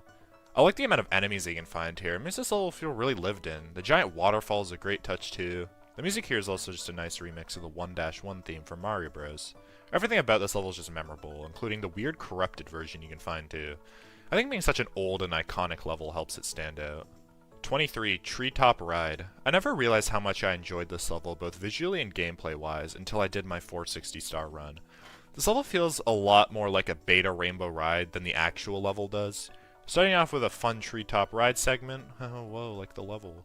That might be a Galaxy reference. To a fun level reminiscent of Rainbow Ride with all the split paths and such. I love the gigantic tree trunk you can find and see in the distance too. Combined with the fog makes it look really menacing and cool.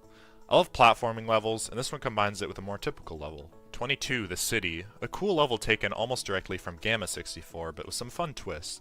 Firstly, this level just looks great. It's a really unique city level compared to the others, being way more modern. The other city levels usually have a much more suburban or ancient style to them. The stars here require you to, well, piss off a few bomb NPCs. Kinda is funny, because in Gamma 64 you get stars for helping them. I guess Mario's just a dickhead in B33 instead. One of the bombs just kinda dies in front of you and gives you a star. What a nice guy. At least this level stand out, that's for sure. It's really good. And yeah, you can flood this one too. 21, Misty Beach. Good old Jort's world, beach world. This level might have the most dreamy aesthetic in the game. It's just a desolate beach with a single house and weirdly dark fog. There's an entire half section of this level that's nothing but empty grassy field. This level looks like something I'd seen in those old liminal space Mario 64 videos, and that's a compliment. Like, this level just looks so cool. The stars here are unique too. I like the one that requires the vanish in metal cap, where you have to enter the little house. Kinda reminds me of that star from the original 64. It's a sick level. 20, Mips Forest. Just a creepy ass level, nothing much to say. Source is one of the creepiest tracks in B33, along with just looking off. It's incredibly dark here, so you can barely see in front of you. You really only find Mips here, it tells you to leave and gives you a star. This level's just really weird. It doesn't help that the area this connects to is even weirder. One of the best levels added in 1.0. 19, Yoshi's Beach. Another beach level. Maybe I just really like beach levels. It's the second best star road level, and I think that's just because how much content there is. The Yoshi Egg collectibles are unique, too, even though they are just retextured secrets. I like the little town area, the big mountain, everything. Why can't I go in the town houses? It's not fair. This level is just like a vibe. I'd live here. As long as I can use the wing cap and get around, like, I'd set up camp here. 18, Toad Catacombs. This level's kind of muddying the waters between level and castle area, but it feels like a level. Maybe because you sort of enter it via weird painting. This level's theme is entirely unique, being a weird toad cemetery.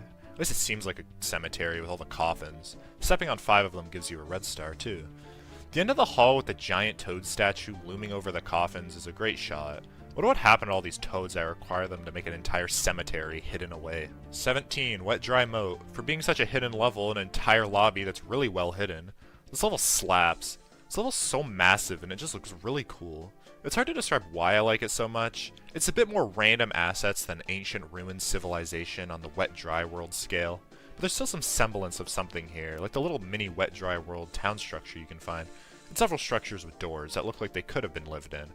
Honestly, all these Wet Dry World levels just feel really connected. They all feel like different parts of one civilization. It's a really good level. One that actually uses the raising and lowering water mechanic to the most when it comes to gameplay too. 16, SGI Indie. Such a weird ass level, but one that for sure stands out. This level stands out like the most due to its difficulty. Probably the hardest level in the game. Nothing like old cave dungeon, but still quite difficult. This level's strange layout is what makes it really cool, since it's laid out like the hardware of an actual real-life SGI Indie, making the design quite nonsensical. The black and white aesthetic's really cool. It's just a really strange stage to say the least, but it's pretty awesome.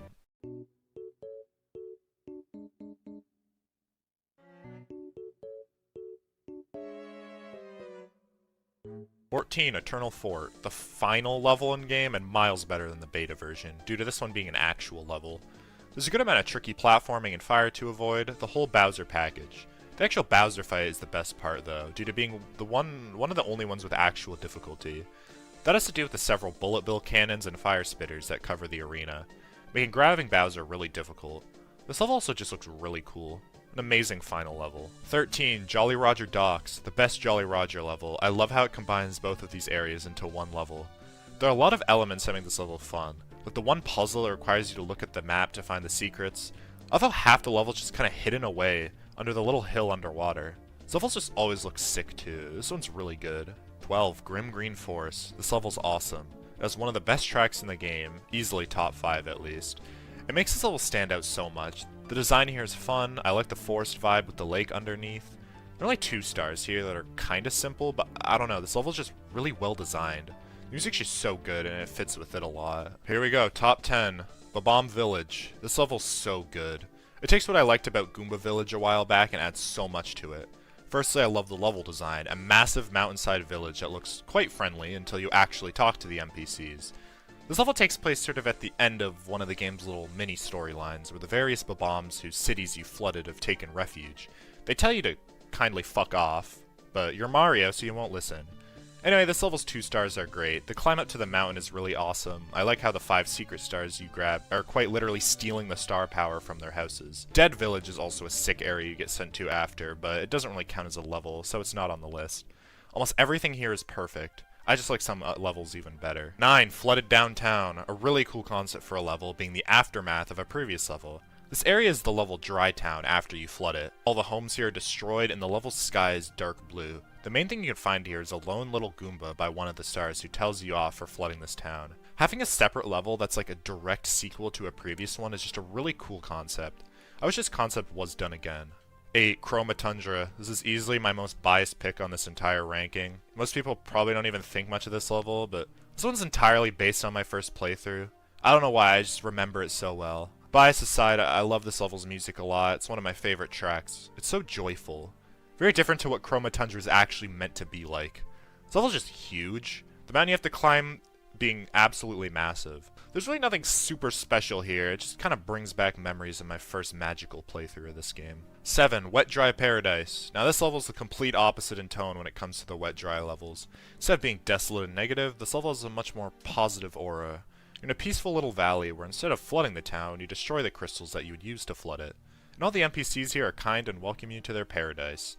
The stars here are fun, utilizing the wing cap a lot. This level even has a much more upbeat remix of Dry Town's theme. This is such a unique level. 6. Wet or Dry. This level is taken from Dream 64, and is what appears to be the town from Wet Dry World before the flood. The best part, you can actually go inside all the houses. Now the bombs here actually talk to you, unlike in Dream 64, and you can still flood it. The level design is really cool, mainly stuff like the entrance and the entire sewer system under the city.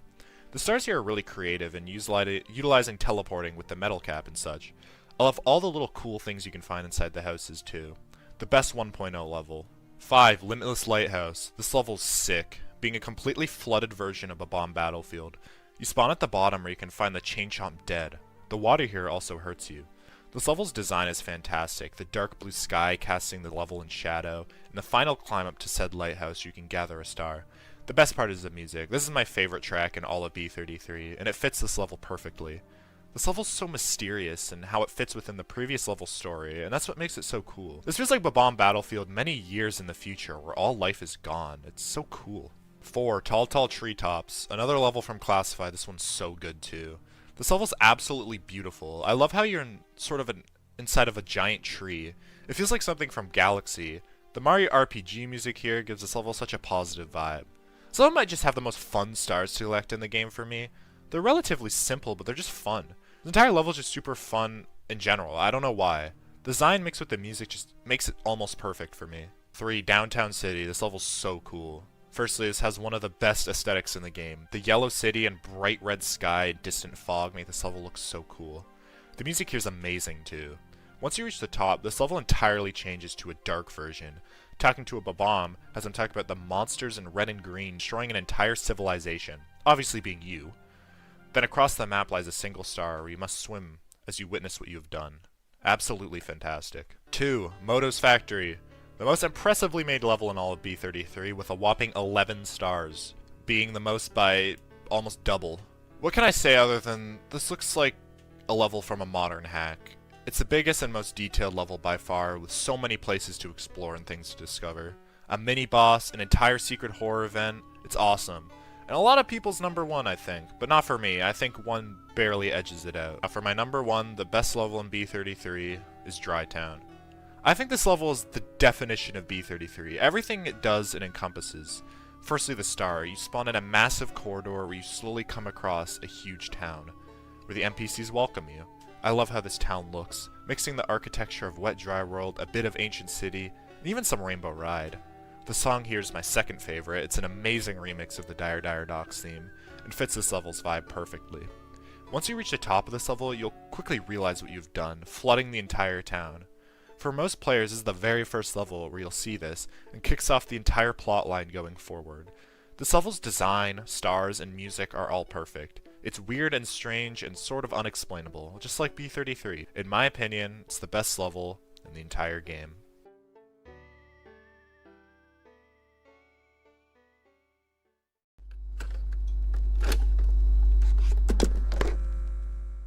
Hey guys, I'm back. It's been like 4 months since the last B33 video, I think. Probably longer. I'm sorry, I don't want to abandon the game, but I'm having a lot of fun with the Delta and stuff. So I'm going to kind of mix them and B33 into just one brain rot smoothie of a channel. And maybe other stuff in the future. Anyways, I decided to finish the B33 ranking. We did the levels, we did the lobbies, and now finally the horror events. Though this is a much looser ranking since it's kind of hard to define these. It's just going to be all the crashes along with some other shit that I want to talk about. This one will also end up being a lot shorter because of that. Now I won't make the intro long, so let's get started. Number 24, Principal Bomb in the Void. I don't know if that's what it's called, but I think it is. This one's kind of weird. It was added randomly in 1.0, and it's really well hidden. You can find it by entering a flower patch in Forgotten Battlefield, the only indicator being a down arrow in the flower patch. Also, I didn't mention it, but I'm not really ranking these on how scary they are, because honestly, very few of these are actually scary at all. I'm ranking them more on how interesting they are thematically and how much it makes sense, I guess. Anyways, entering this flower patch sends you to a massive void with nothing but Principal Bomb laying over, who once approached will crash the game. Principal Bomb's meant to be sort of the leader of a bomb battlefield in this game, so I assume this horror event is meant to represent him being gone and forgotten, which would kind of fit the area's name. It's still kind of weird though, it's in such a far off spot that most people won't even know it exists, and I think it could have been implemented better, but it's not bad, and the formula for it will be used a lot more in later horror events. 23, Shadowy Figure in Nebula Lobby. I like a lot of the shadowy figure encounters, but I think this one's the worst. Firstly, what I do like is how it parallels a similar sort of horror event in Challenge Lobby. The room you find the shadowy figure in is a mirrored version of Challenge Lobbies. So it's kind of cool how the entity here sort of parallels Stanley, but I think the way it's executed is pretty weak. A lot of the other shadowy figure encounters have a ton of build-up, and it adds a lot to the scare factor. But here you kind of just use the vanish cap, walk into the room, and then the shadowy figure is there. It even uses the jump scare music to try to be even scarier. I honestly think this one's kind of funny. Like, the figure was just sitting behind some wall for X amount of years waiting for Mario and Luigi to walk in. At least the other locations make a lot more sense, and I'll talk about those later. The cool parallel with Challenge Lobby kind of saves this one from being the worst, but otherwise I'd put it at the bottom. 22, The Void. Or, I guess, one of the many voids. The main thing of note with this event is it's probably one of the first horror events most people will find. If the player decides to explore the backyard of the castle, they'll see Yoshi guarding some weird hole in the wall, and returning at night lets you enter it. When entered, you'll find yourself in a weird hallway with a star at the end, and going near sends you to the void itself. It's pretty empty, but contains a sign with some cryptic dialogue that's actually different in pretty much every version of the game. Now, the text is actually kind of interesting. I talked about it before in the lobby ranking, but I'll still mention it here. The sign taunts you for trying to escape reality again, and tells you can always turn it off and stuff. Probably being put here by Chris as a spooky Easter egg, or maybe in Universe by Stanley or the shadowy figure. Now, after reading the sign, jumping in the pit does not crash your game, but instead warps you back to the castle grounds, being the only horror event that really does this. It's kind of held back for being a bit boring. The void is a pretty uninteresting location, it's just darkness, and most players will not really understand what it means, especially since it's such an easy event to stumble across early. Still like it though. 21, Mario's Maze. This is the first Stanley encounter on the list, and it's kind of the only one that's avoidable. Well, your death being avoidable. Most of the Stanley encounters have you activate them, where you end up getting locked in whatever room you're found in, or the game just crashes. But here Stanley is more of an obstacle, where by avoiding him you can gather a star. It's a pretty interesting idea, since all other instances involve them being a death sentence. Anyways, the reason I have this area pretty low is that it's kind of in a weird spot and does not make much sense. You get here by ground pounding the sun carpet in Fake Lobby, where you'll be sent here. The area has no place of origin, so it being included like this feels kind of shoehorned in. I feel like I could have had a more interesting way of entering, as the actual area is a bit boring. I feel like it could have been a lot more maze-like instead of just a straight line, requiring you to avoid Stanley more. Speaking of them, I like the big floating Stanley that just does nothing. They look really silly. Otherwise this area is a bit weak. Though it's probably one of the only horror events that's actually required for 100%, so it's pretty cool. Number 20, Womp's Fortress.z64.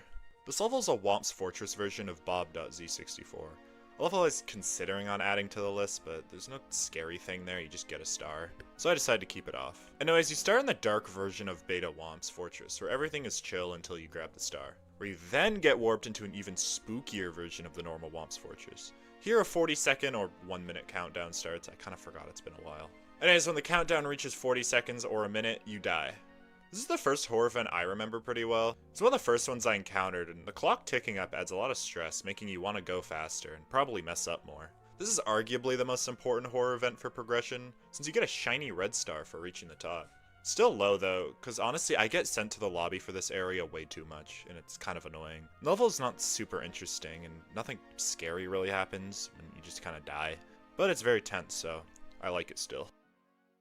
19. Flooded Basement. This is a pretty important horror event for the lore of B33 and Mario Classified. This is the area where Luigi drowns in Mario Classified, kind of kickstarting the events of that series. In B33, it's not nearly as relevant.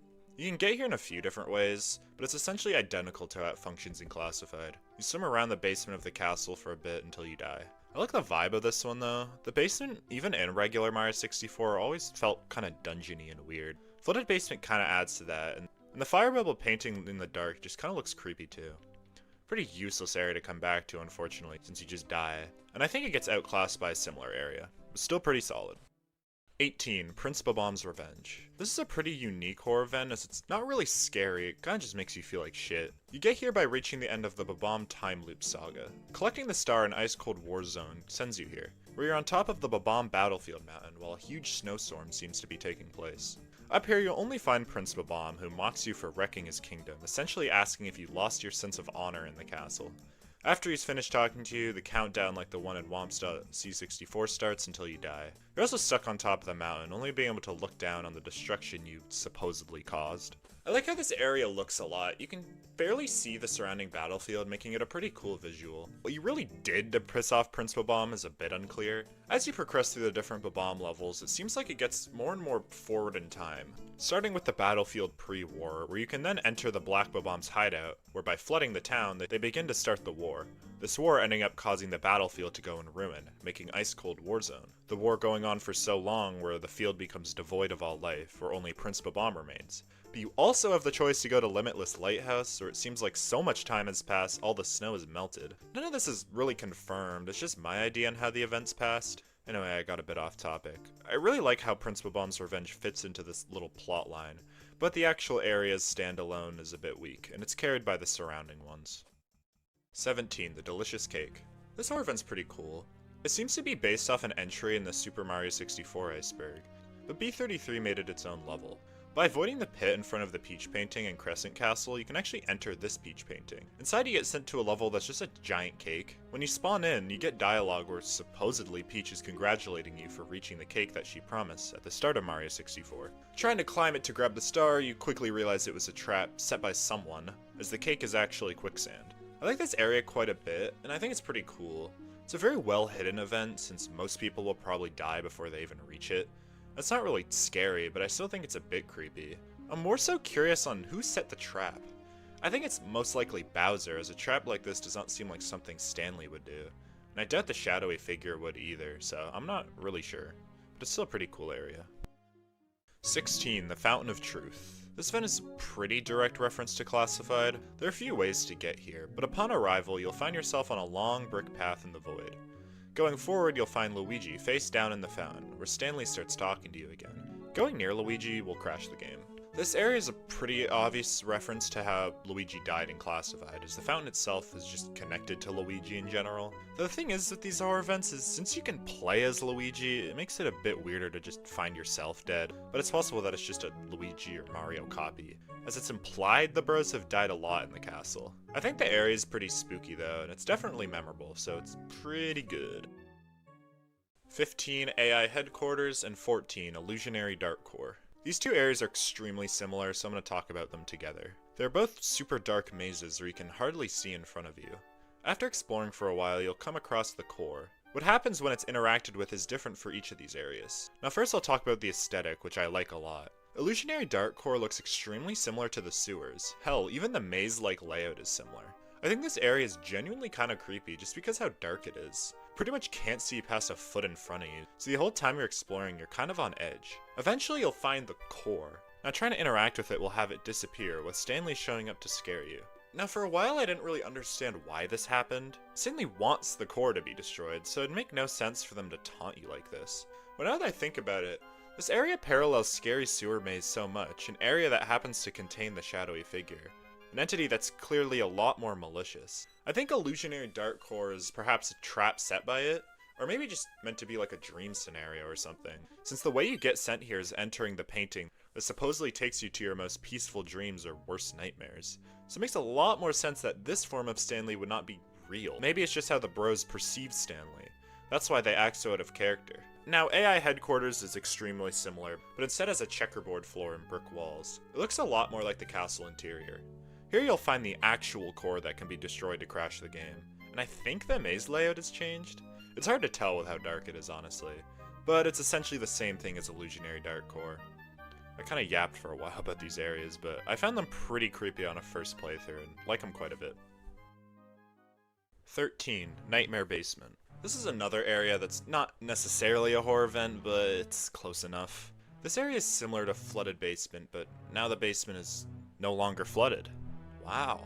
But instead it's a lot darker and spookier. When you enter from the courtyard, everything is pitch black with no music playing. All the doors that would lead to the lobby are locked, and the only way down is in the basement. There's a couple ghost toad NPCs here. One gives you a star, while another one ominously tells you to jump into the pit, leading to Hazy Maze Cave. Doing so will instead take you back outside, where you can go back into the castle again, taking you to the main vanilla lobby. There's actually 3 stars here.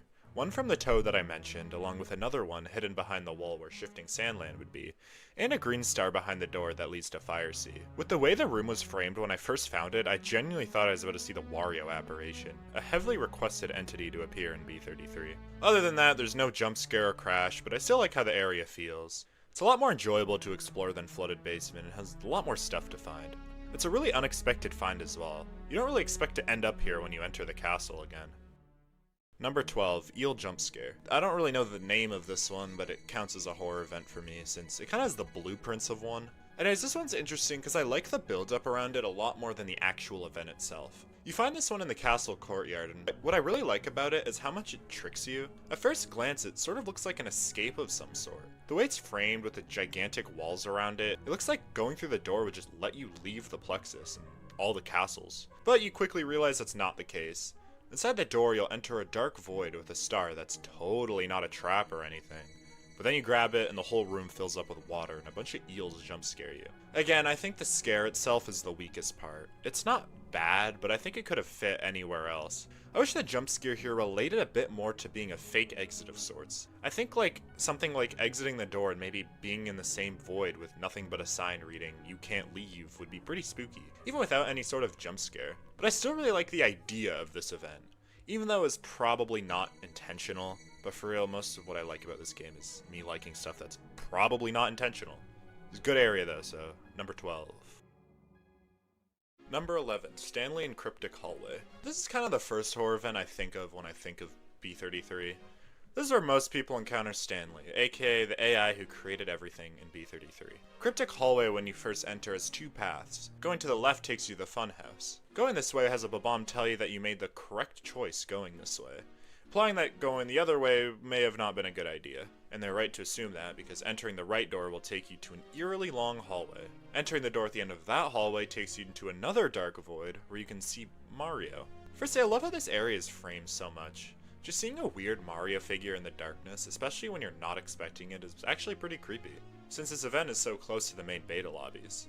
So if this is your first horror event, especially if you've played blind, it can actually be pretty scary. I think this is just a good baseline for a good horror event. Solid build-up with a pretty creepy payoff. The actual scare is pretty good too. Approaching the Mario he'll soon realize is Stanley, will have them summon a bunch of clones to chase you, as well as locking you in the room. For a pseudo-introduction to Stanley, I think this horror event does it quite well. Number 10, Bowser's Bridge. This event's pretty unique, as it's the only horror event that actually revolves around Bowser, opposed to it being around Mario or Luigi or even Peach. This area's entrance is pretty discreet, being a random Bowser painting in Plexel hallway that can be entered. You see hundreds of Bowser paintings everywhere as you play the game, so you never really try to enter any, making this horror event very well hidden. Anyways, entering the painting takes you to an area known as Bowser's Bridge. It's pretty unique visually compared to most others too. A lot of these events take place in a dark void or some other scary place, but Bowser's Bridge looks a lot like the inside of the pyramid of Shifting Sandland, a massive building with yellowish walls and Bowser in the distance. Approaching him has the area start to glitch out a bit before Bowser disappears and the area turns dark, then you die. Honestly, this area doesn't really feel as much creepy as it does interesting. The death here seems a lot more like the game trying to render an unfinished cutscene or something. Maybe like an unused Bowser area. What's interesting is the Bowser is actually a shadowy figure version of Bowser. Is it the same entity or something different?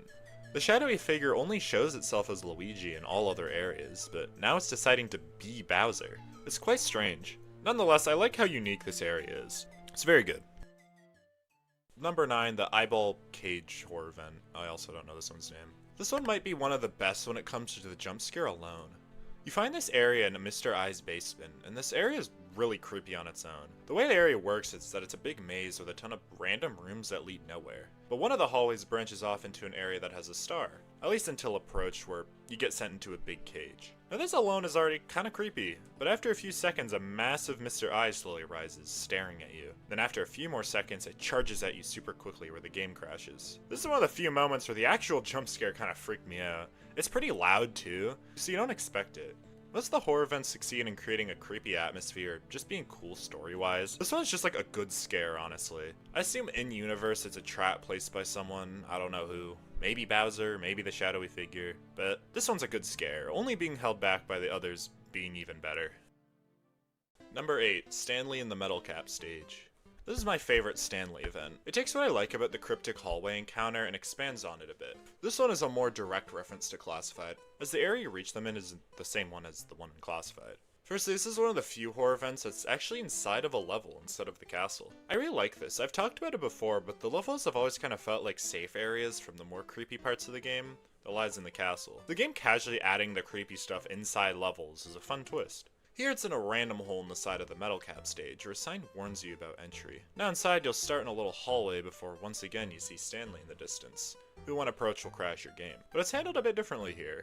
In cryptic hallways, Stanley would jump scare you and kinda send a bunch of their goons after you. But Stanley actually just does nothing here, just touching them crashes the game.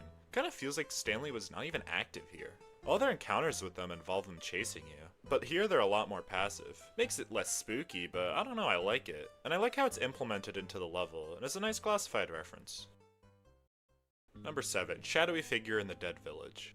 This is another horror event that you enter from a level, so that's pretty cool. Works a bit differently here, but Bomb Village is sort of a sequel level to Dry Town, or at least one of the city drowning levels. The bomb here tells you that they fled after you flooded their home and to essentially fuck off. But obviously you don't listen. Now getting to Dead Village is a bit weird. You have to specifically get the star where you get the 5 secrets from the houses scattered around. Getting the star here will take you to Dead Village, a version of Bomb Village that's, well, dead. It's covered in snow similar to Ice Cold War Zone, and every enemy and semblance of life here is gone, except at the top of the mountain where the shadowy figure resides who starts to chase you. Now what's really cool is you can actually escape this horror event. If you manage to climb all the way to the top of the mountain while avoiding the shadowy figure, you can find a singular enterable house. Unfortunately, this just takes you back to Plexel Lobby, which is really lame in my opinion. It's basically the same thing as just resetting your game. I think the house sending you somewhere more unique, or even just having a star, would have been really cool. Unfortunately, like a lot of warps in this game, they'll just send you back to Plexel Lobby. But I still really like this area, and how it sort of has a running theme, with the shadowy figure showing up in dead/empty areas. And there'll be a few more of those that I'll talk about soon. Hey, at least you can't flood this town like the others. Number 6, Toad Monster and Unsettling Maze. First of the 2 Toad Monster jump scares, this one I like a bit less than the first one, as I think the first one's build-up is much better. But don't get me wrong, I love Unsettling Maze. But it's mostly for the area itself and not the horror event. I wish its horror event was different than the one in Silent Sewer, as I think Silent Sewer does it better. I'll explain it again here, but in Unsettling Maze, you'll find a bunch of cracks in the walls. One of them being accessible, taking you to a weird, creepy replica of the beta lobbies. As you enter, the way back keeps getting more and more blocked off, till finally you approach the toad where the jump scare plays. I think the build-up is really good still. I remember exploring this area for the first time and being pretty creeped out when I kept finding more and more of Unsettling Maze in this whole little sub-area. To be honest, how good this event is kinda depends on if you find this one first or the Eerie Sewer one first. And since Unsettling Maze is so out of the way, by the time they even find this jump scare, they've probably seen the first one, but I guess you could say the same stuff about Stanley and the shadowy figure encounters. But I like those ones more so for story and environmental purposes than straight up scares. Well, the toad monsters are mostly just there for the shock value. I still really like both of them though, and I still remember how creepy this one was to find. Number 5, Fire Bubble Jump Scare. Okay, I'm not going to talk about this one a ton, but it's like really scary in a really unexpected way. You kind of just go to Vanilla Basement specifically at night and the little fire bubble will like jump out of the painting and kill you. And it's unavoidable unless you go to a warp. It's like so unexpected and I still forget about it when I play occasionally. So I'll just be going into the Vanilla Basement and just getting jump scared and it actually scares me. It's this high just because I think it's a really good horror event just on being a jump scare, and it's one of the only few that's like scared me. Because it has no build up, you just go down and get jump scared. Still, it's not going higher because it's kind of a nothing event otherwise. There's no build up, it's just there to spook you. But it's really funny. Number 4, Shadowy Figure in the Forest. Another shadow encounter, this one's probably the creepiest. Anyways, you can get here a couple of ways. The way I did was by breaking the game and BLJing through a wall. But the way you're supposed to enter is from a weird glitched painting in Polygonal Chaos. Or by entering it from Mip's Forest that can be entered from another painting and blah blah blah blah. This area is actually pretty creepy though. The track playing is really good and I love how the area looks. A giant dark forest covered in black fog, and all you can see is massive tree trunks, along with a dark blue sky, and of course the shadowy figure who chases you.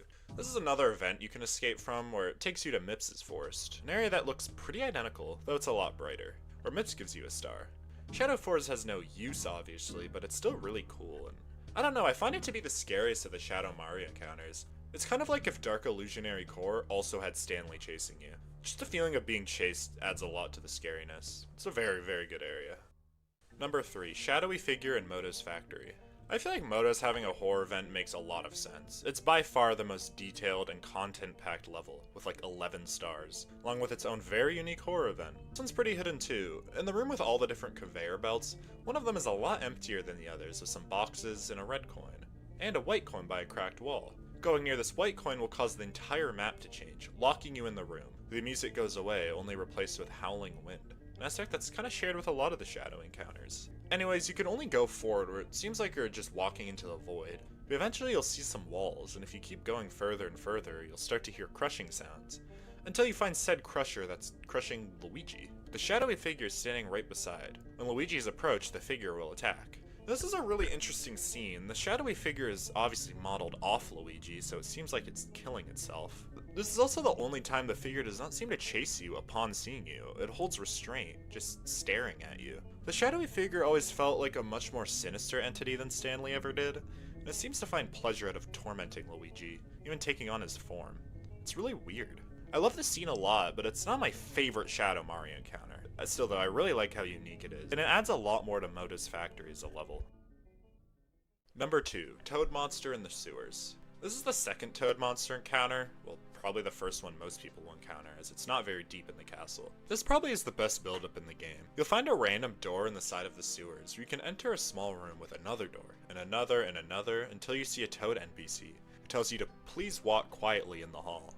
Probably one of the most iconic lines in this game.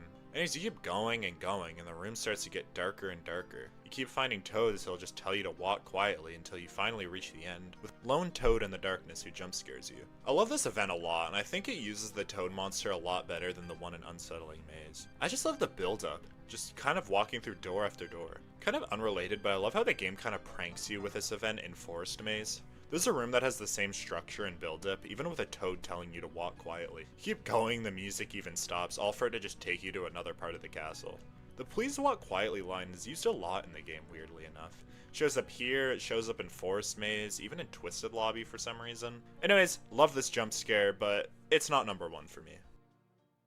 Finally, my number 1 favorite event is Shadowy Figure in the Scary Sewer. Yeah, I'm gonna be real, this is a bit of a biased pick. It's the first horror event I ever found, and is definitely the most memorable for me. Scary Sewer is already a pretty eerie area without the event. It's very similar in layout and vibe to Illusionary Dark Core, honestly. It has the same metallic vibe, just mixed with a foggy beach aesthetic. You kind of wander around for a while, not really knowing what you're gonna find until you reach it. You find the shadowy figure in a seemingly dormant state. This is the only time the figure is ever found like this, as in every other encounter, it's active and chasing you down. But here, not so much. It's surrounded by some sort of black tar lake, or something. Once you approach it, the figure jolts to life, and the black tar actually begins to burn you. Going near the figure will now crash your game, or you'll just die from the lava. It's such a weird event, because chronologically it seems to be the first shadow figure encounter. It's sort of like you activated it, and now it's active in a bunch of areas hunting you down. This sort of parallels how Stanley acts in their activation. But why? Why is the shadowy figure here, and how is it dormant? Who put it here? It already parallels the core areas and how Stanley is, but I don't know, it's all fricked up and evil now. Okay, anyway, I love this area a lot. And I remember when I was in a VC with the Mario, and he was talking about how there was some shadowy figure thing in the game, and I was like, okay. And then I found it as he was talking about it, and it was just really cool and scary. I love this area, and it takes the #1 spot. Though I'm going to talk about some kind of scary areas that didn't make the list because they didn't really fit into it much. There's not much to talk about, but I'll run through a few. There's like the weird mini eel jump scare in Trip Drop Depths. It's like not really a jump scare as it shows up after you get the star. The Crusher event, it's technically a horror event, you die, but it's just really lame. You just get crushed, and it's not even a crash. Like you kind of just walk into a hallway and die. Peach's hallway. Really like this area for how weird it is, but no event happens here, you just leave. And finally, AI Underground.